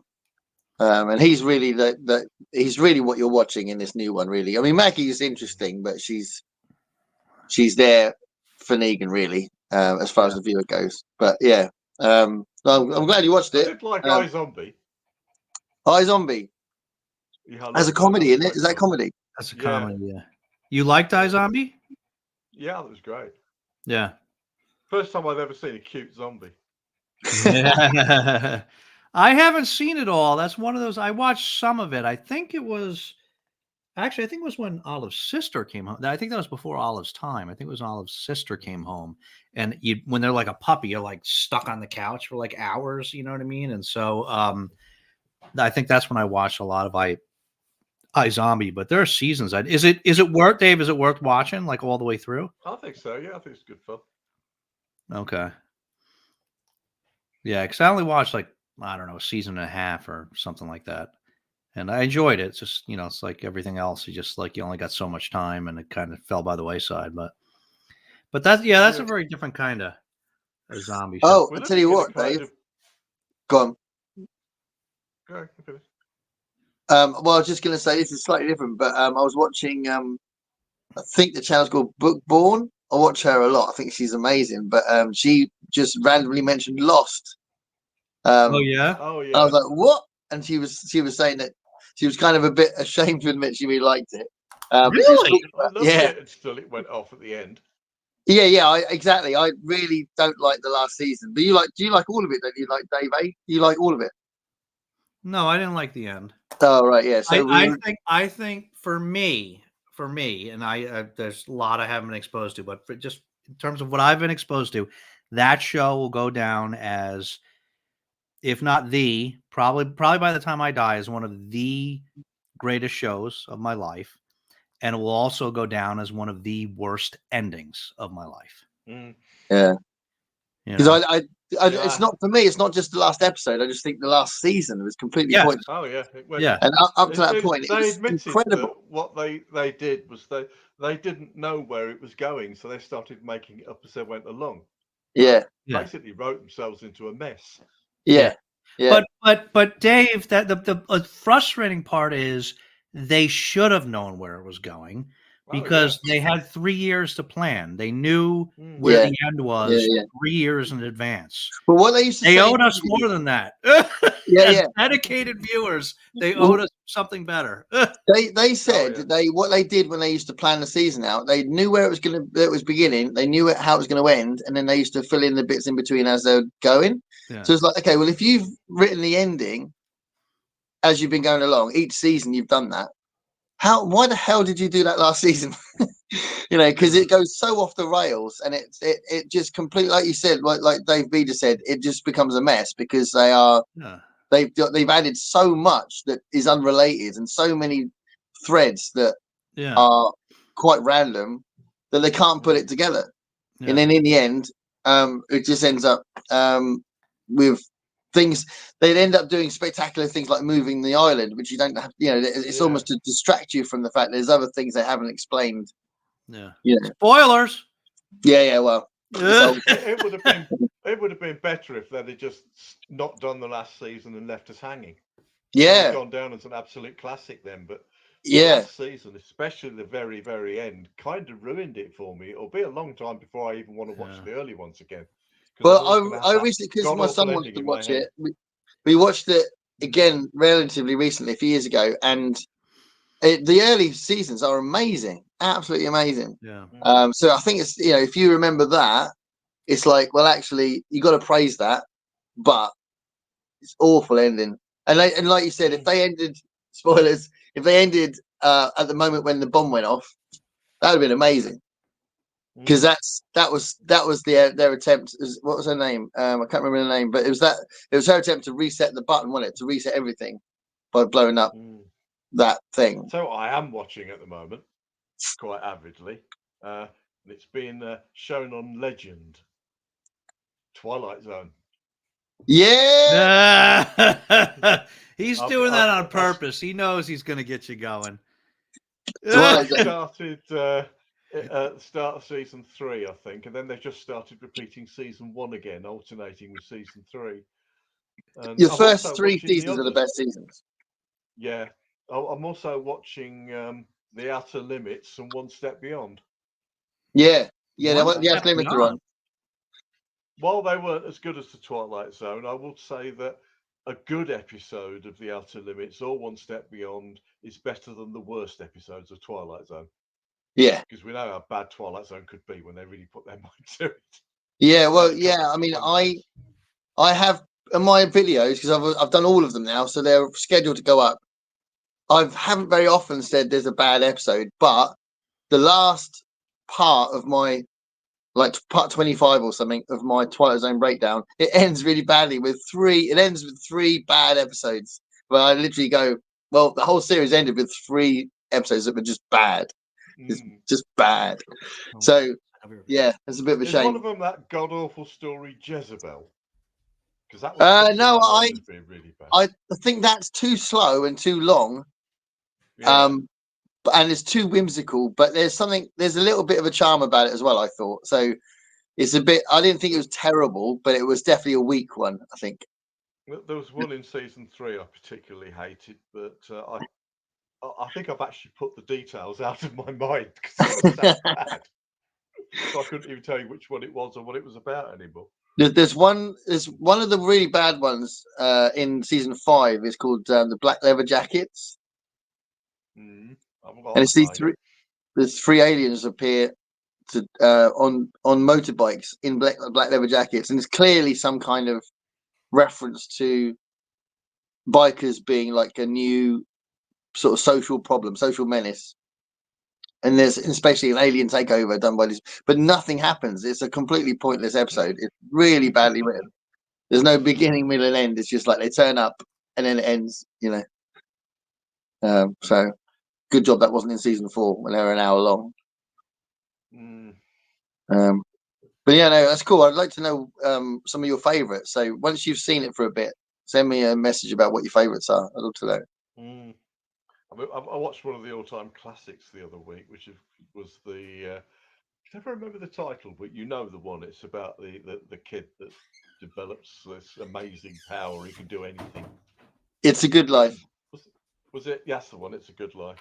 Yeah. Bill Mooney. Yeah, amazing. Was it Anthony Boucher? Yeah. What I miss? I thought it was. Yeah.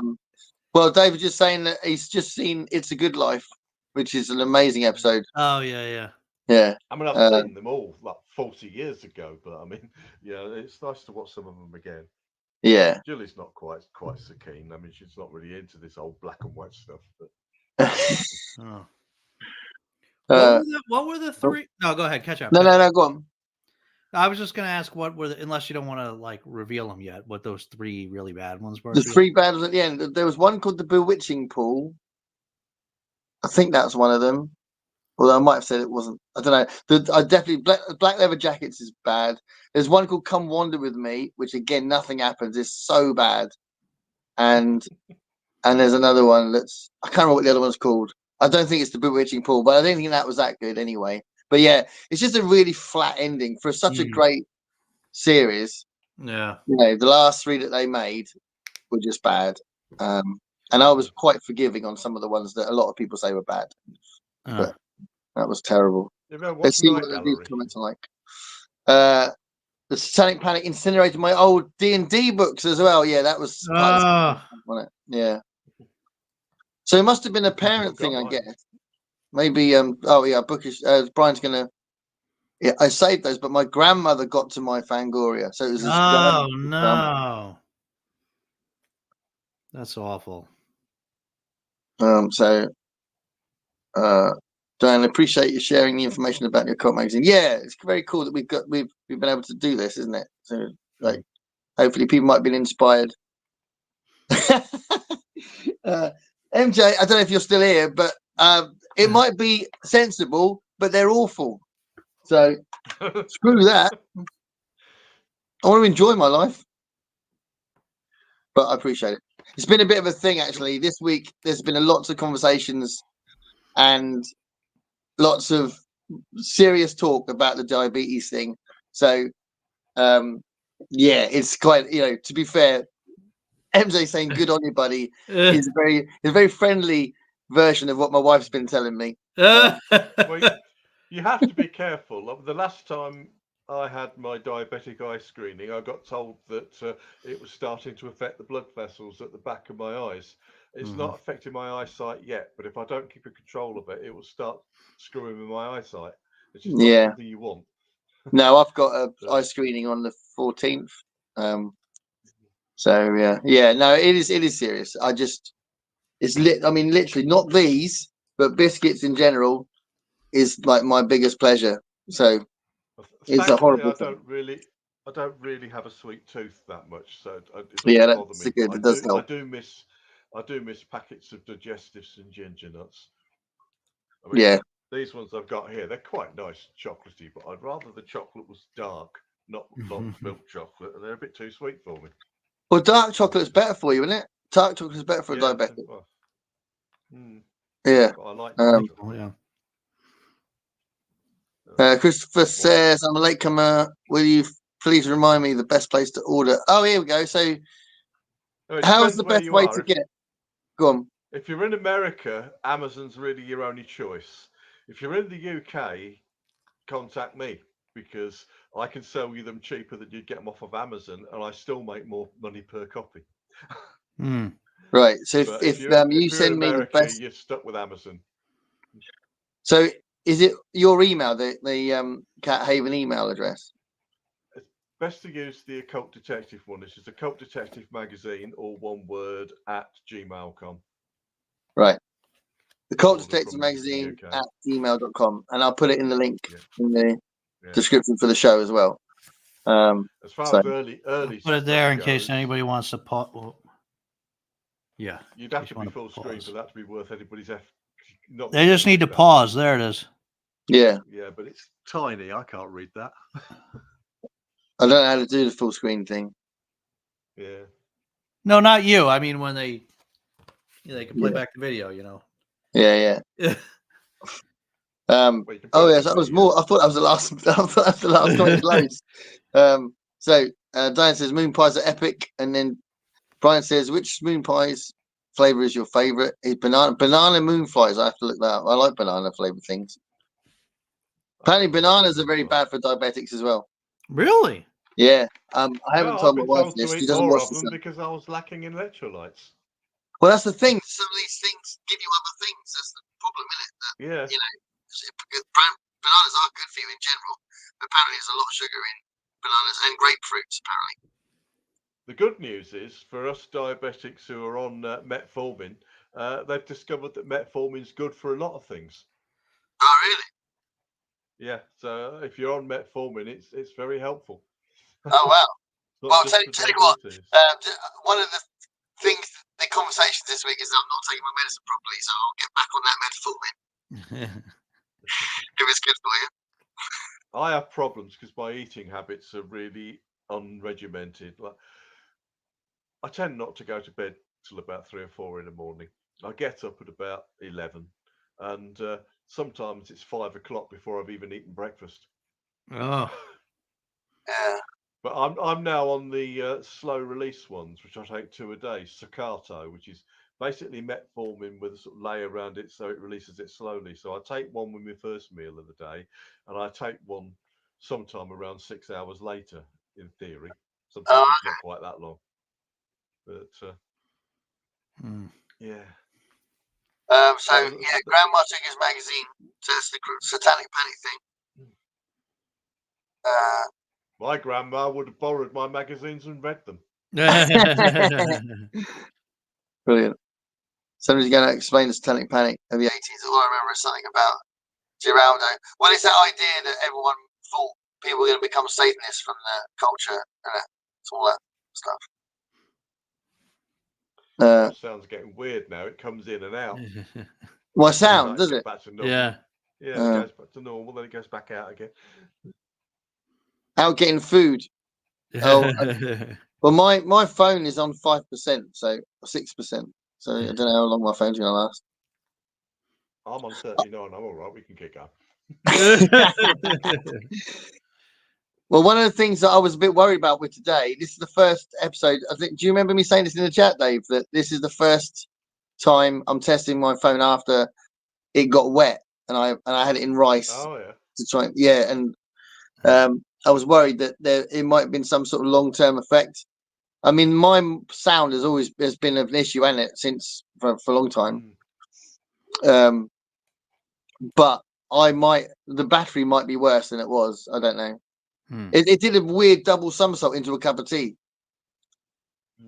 I was just holding it and it just went like crazy. Well, I'm managing to do this on a cheap Chinese Yestel 10-inch tablet.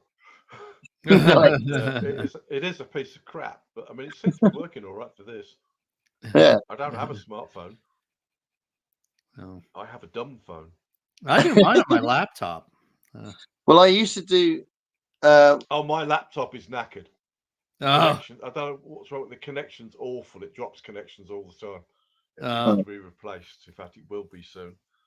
Yeah. I do all my normal videos on my iPad, but for some reason sound doesn't work at all on my iPad for a live stream. Don't know why. But I do my normal videos on the iPad.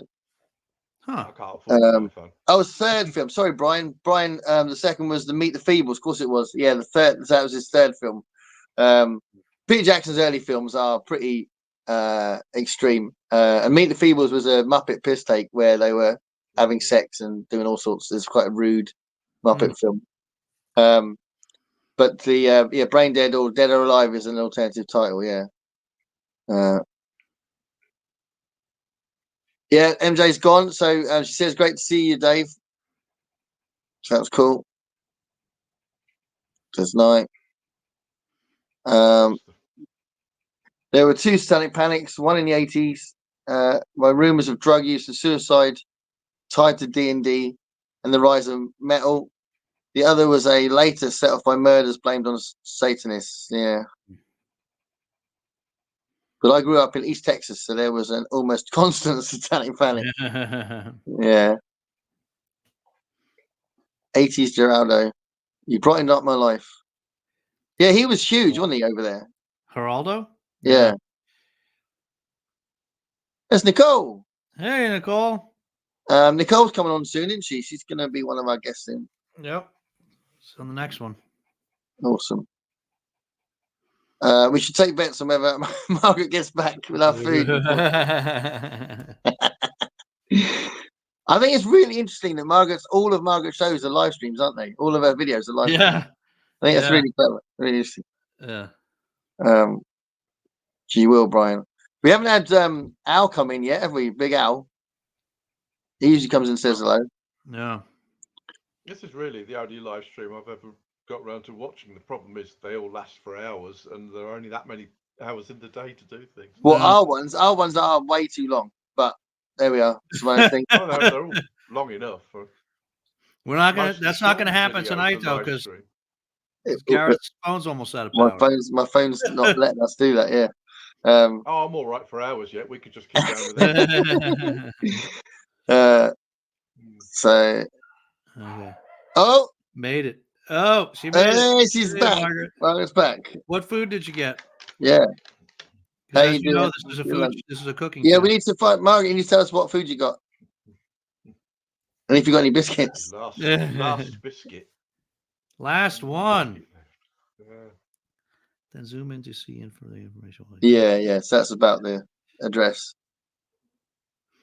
Yeah. It's bonus on 5%. Probably 4 now. People are listening to us. Clearly, they're quoting us. So.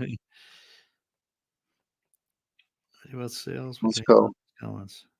Hi all. Yes. Lots of Constance. If you're still here, the Pat video, I just wanted I mentioned to you, I saw you left a comment, but I couldn't see it. So this happens to me sometimes. I get the notification on my phone, but you said something. You must have had some word in there that YouTube flagged it and killed your comment. So I have no idea what you said. So I'm sorry about that, but your comment's gone. I don't know how Gareth does it, but like I never ever delete comments. I've never once deleted a single comment on my channel. But so if you see your comment disappear, it's not me. But no. I was tempted when comments I did disappear that all the video about time. COVID and people were going on about how it was all bollocks, and I was like, "You're a bunch of twats," but I'll leave you on there.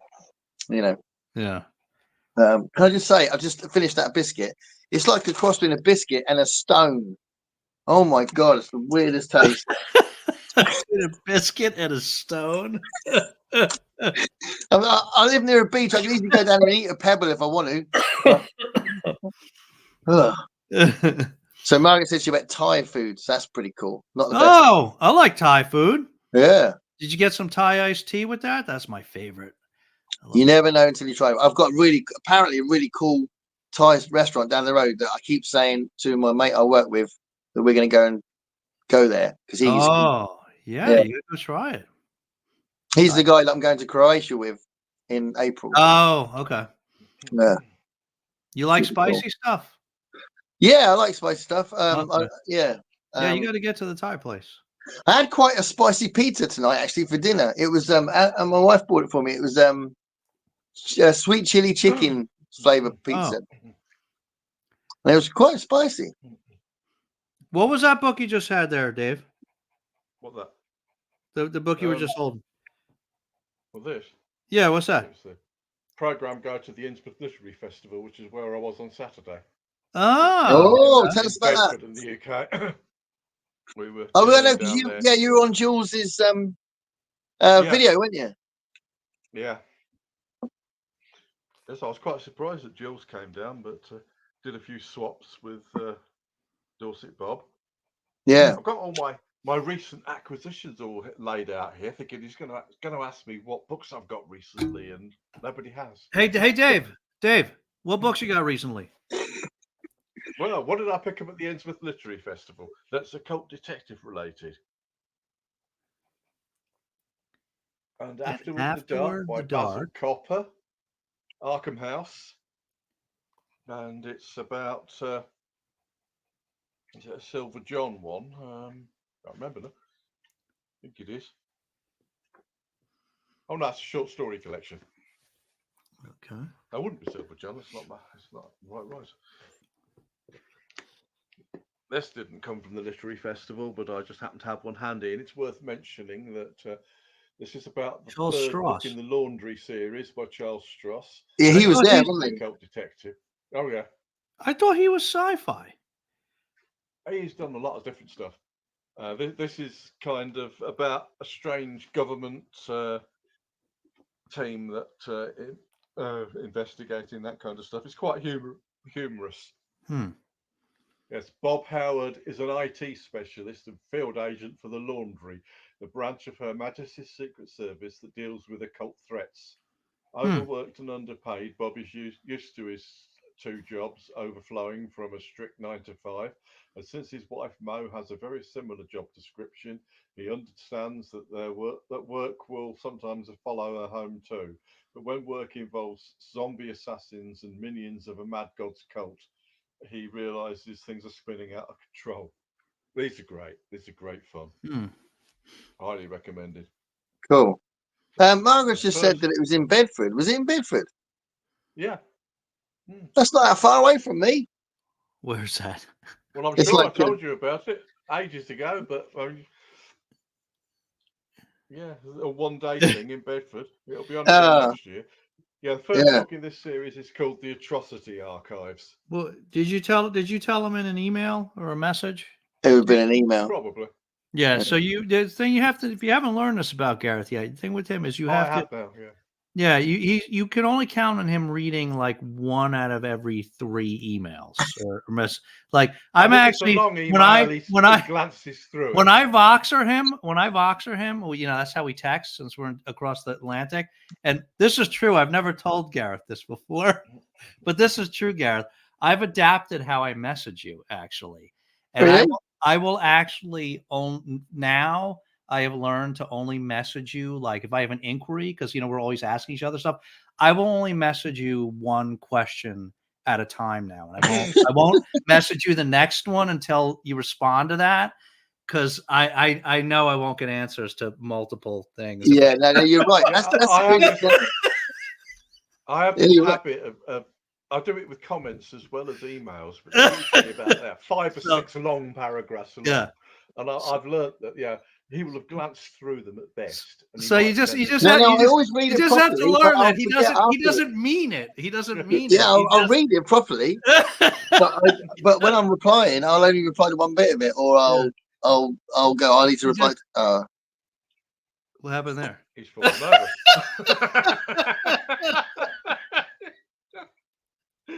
What happened? He's fallen over and died. Oh, he's frozen too. Oh, it fell and then froze. Oh, he died. I guess it died. His phone died. Let's see if he messages. That's quite a note to go out on, right, Dave? Actually, he's not going to get my message. My Manly Wade Wellman book, which is actually an occult detective book about Silver John, also known as John the Balladeer. Yeah. Okay. This one's an old Doubleday hardback. Got loads of other stuff.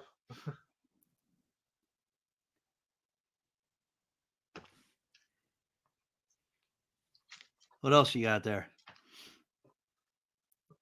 We can keep going without him. Photoshopped comics.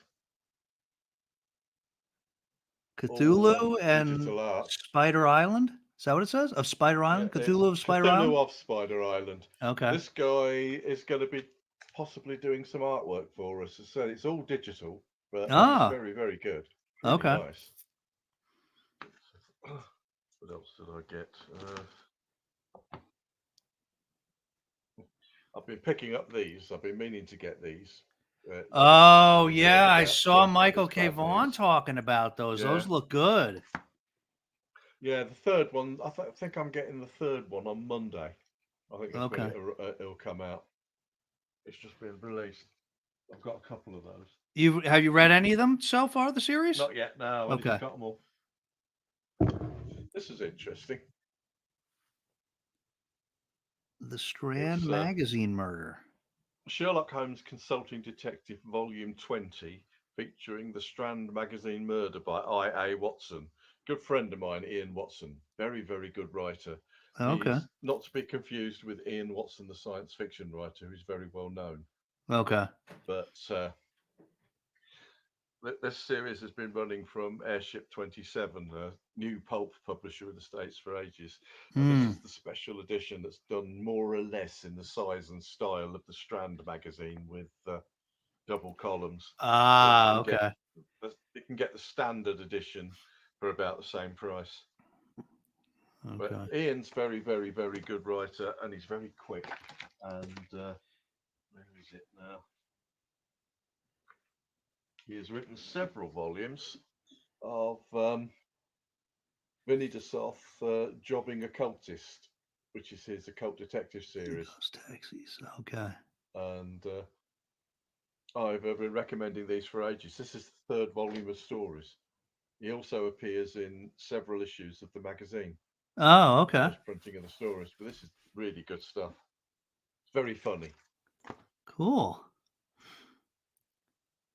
Let me see. So I can't put what? No, sorry. Go ahead. You got what else you got there? I sorted out several books by my friend Adrian Cole to get signed, because I'm seeing him this weekend. Looks like he's been doing continuation of Kuttner's Elac of Atlantis Sword and Sorcery series. Huh. Which is nice. And He's in the latest issue of Weird Book, which is apparently supposed to be winding to a close soon. I never heard of that.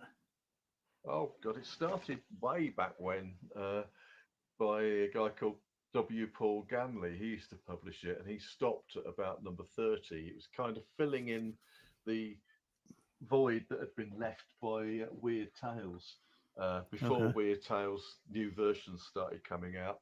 And when he packed it in a few years later, Wildside Press started doing it, and it's been going since number 30 from Wildside Press. It's a good magazine. The only problem is they're not, the editing's not that great, in that they don't always do a great proofread job on the stories, so it depends on how good the writer is sometimes. But they're worth a read.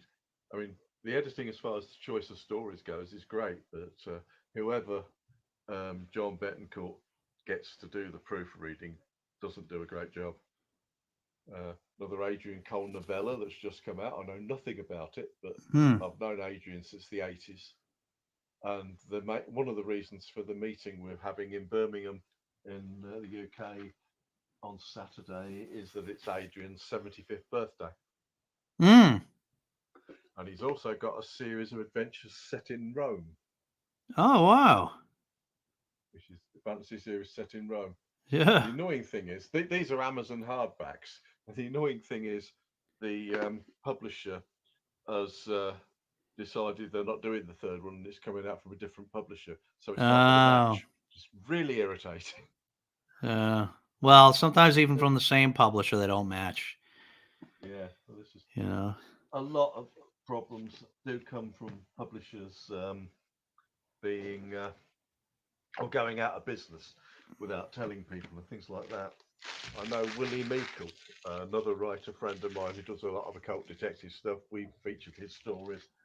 Has had to rehome a lot of his books recently because one of his publishers decided to pack it in. This is one he's in. Features his one of the three stories features his occult detective, hard-boiled Glaswegian detective Derek Adams. Which is good fun stuff. This is one I finally found a decent price copy of. Lynn Carter's Anton Zarnak with new stories by C.J. Henderson and various others. So it's an occult detective series. I knew C.J. quite well. He died far too young from cancer at the age of 62 a few years ago. He's one of about 3 or 4 people I could name that would have been in the magazine had they not died too young. Another one was a guy called Howard Hopkins, who wrote a good occult detective series. And he was only 50 when he was out jogging and dropped dead. Ugh, man. That was too often. That's quite a haul there. These are ones I bought in here. The publisher, Four Horsemen Press, offered me some stuff to review, and I said I was interested in any occult detective material. Right. And they decided to send me all of the books they thought might be relevant. Well, one of the ones I've read wasn't, but they were all in paperback, and I actually offered on Boxer, you will have seen it, where I offered to send people copies. If you're on the Occult Detective October channel on Boxer. Oh, I'm not on that one. I guess I got to get on it. Yeah, I've rehomed a few books. I've sent Gareth 2. The parcel was sent off today. But I found out when I was reading them that some of the first volumes of their series were on Amazon UK ridiculously cheap. But these were all £3 something. And there's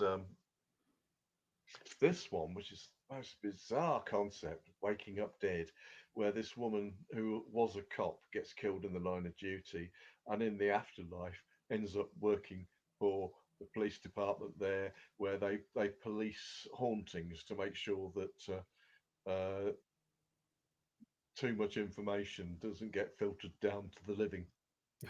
It's a brilliant series. That's interesting. Get the rest. It sounds great fun.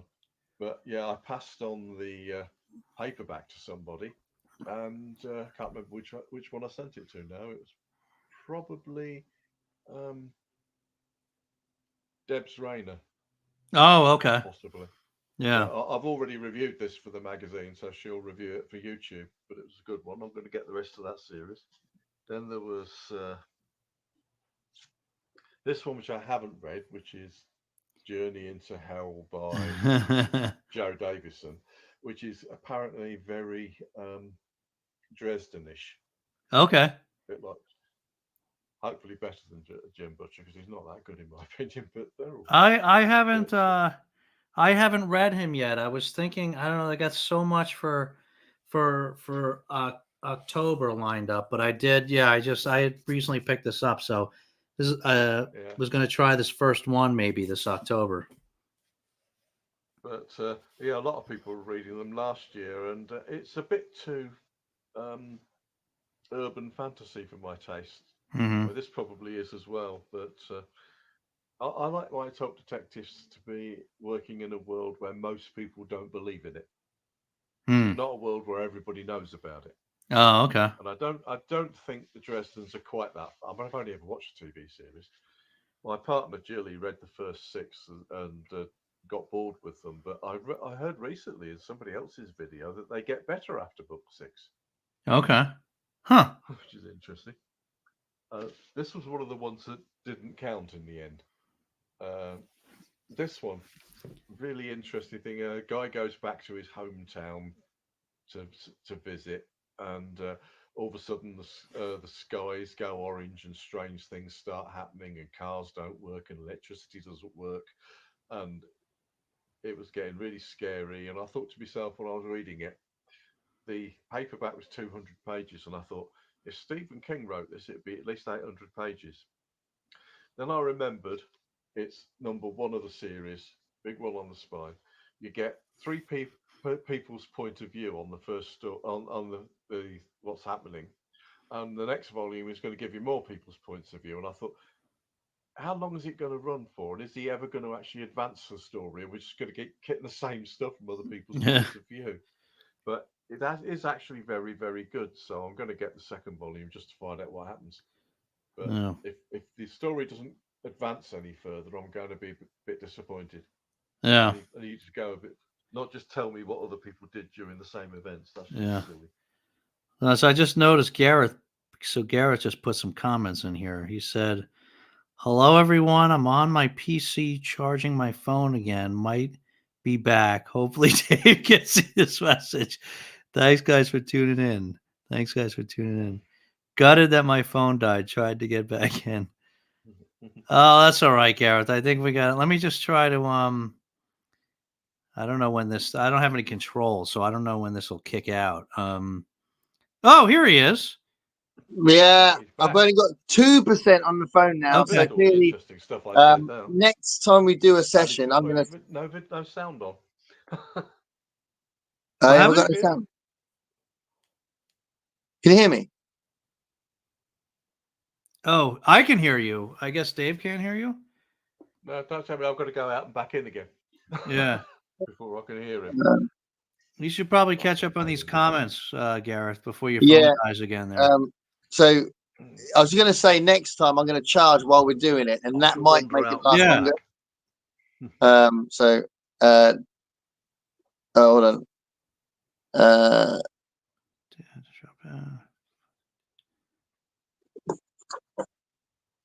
So Heidi's reading Marble and Blood and loving Hanover. Brian's got to go. That was me saying I'm trying to get back. Yeah. Did you see that? Could you see that comment? I did. I was just reading those actually right before you popped back on. Oh, okay, cool. Yeah. And then Constant's going to go back to beginnings. That's great because it was great hearing all the stuff about what Dave and John were saying. Yeah. I was really gutted. It's awful being stuck outside. Oh, hold on. It's getting back in. We'll go. Can you hear me now? I can hear you now. Yeah, I can hear you now. That's cool. So now it's 1%. It's going to go again. So okay. If I go, you can carry on talking if you want. Yeah. But I don't know. It's no. We'll wrap it up. Thanks, Constance. I got your message too about the comment. I see. So yeah. Well, I'll tell you what. As it's going to go in seconds. Thanks so much, Dave, for coming on the show.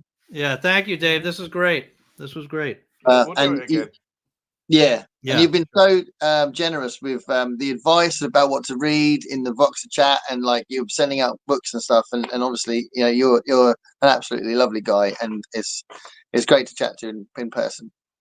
You do have another box on the way, by the way. Oh, nice. Ooh. Is that for the review to review those books? Yeah. The two books that you said you were interested in. One you don't need to review for the magazine because I'm already doing it. The other one, it's up to you. Okay. I think the one I've already reviewed, it's not for the magazine because that was the one that turned out not to be anything to do with the Occult Detectives, which was that one. Okay. So let me know which one you want me to think about reviewing. Well, whatever the other one was, that's the one. This is the one. So it's not the one that's not that one. Reviewed. Okay. Yeah. Brilliant. And also, there's a couple of other paperbacks in there that I found a Brian Stableford I accidentally left out of the last box. Okay, brilliant. Thank you. And I found a spare copy of a Kim Newman paperback. Oh, nice. Could be slightly Occult Detective-y. I've got another copy, but I still haven't read it. Did you used to watch Kim Newman on when he used to do the film reviews on TV? Oh yeah. Yeah, that was awesome. For years. I see Kim Newman at conventions often. He's nearly always at FantasyCon. I was going to mention while you're still on, I'll have to send you the details, but next year, I mean, I'm going to FantasyCon in about a week, which is in Chester, which is a bit of a haul. Next year, it's in Brighton. No. Oh wow. Yeah, it is. It's in Brighton. Yeah. Definitely going then. That's easy. That's an hour away. I'll send you the details because price keeps going up as it gets closer. But it's the World Fantasy Convention. Oh my god. It'll be huge. Yeah. Oh my god. That's exciting. Dave's going to come over from New Jersey to come to Brighton, isn't he? It's a big one. Yeah, I mean, we just had the World Science Fiction Convention in Glasgow, but it was so bloody I know. expensive I couldn't afford it. Yeah. I was going to go to that. I'll tell you what. I was going to go to that because there was a bunch of American YouTubers that were going to go as well. And I thought, I've always wanted to go to something like that. Let's do it. And then I just couldn't do it. I was really sad that I didn't get to chat to Thomas Wagner. Yeah. Of the it's SFF 80. Yeah, 180. But yeah, I've been so busy at this end of the year because of these conventions that I did the Innsmouth Literary Festival on Saturday, and then there's a special meetup in Birmingham this Saturday, which is to celebrate several things. Various people who are ex-members of the Birmingham SF group that have moved away, like Adrian Cole, who lives in Bideford in Devon now, and Peter Colborne and various others are all getting together. And it's because it's around the time of Adrian Cole's 75th birthday. The imprint that Pete Colborne runs, Alchemy Press, is now 25 years old, and there's a few other things, but this one's invite only. I was really pleased to be invited because I've never been a member of the Birmingham group. That's cool. I've been friends with them all since the 80s. I've got a pile of Adrian Cole books here to get signed to catch up on. Awesome. And then in about 7 days, we're up to Chester for FantasyCon. And then in November, we've got NovaCon, which is in Buxton. Oh, okay. Last year or year before we went to Chester, when we went to Liverpool, it's just near Liverpool, isn't it?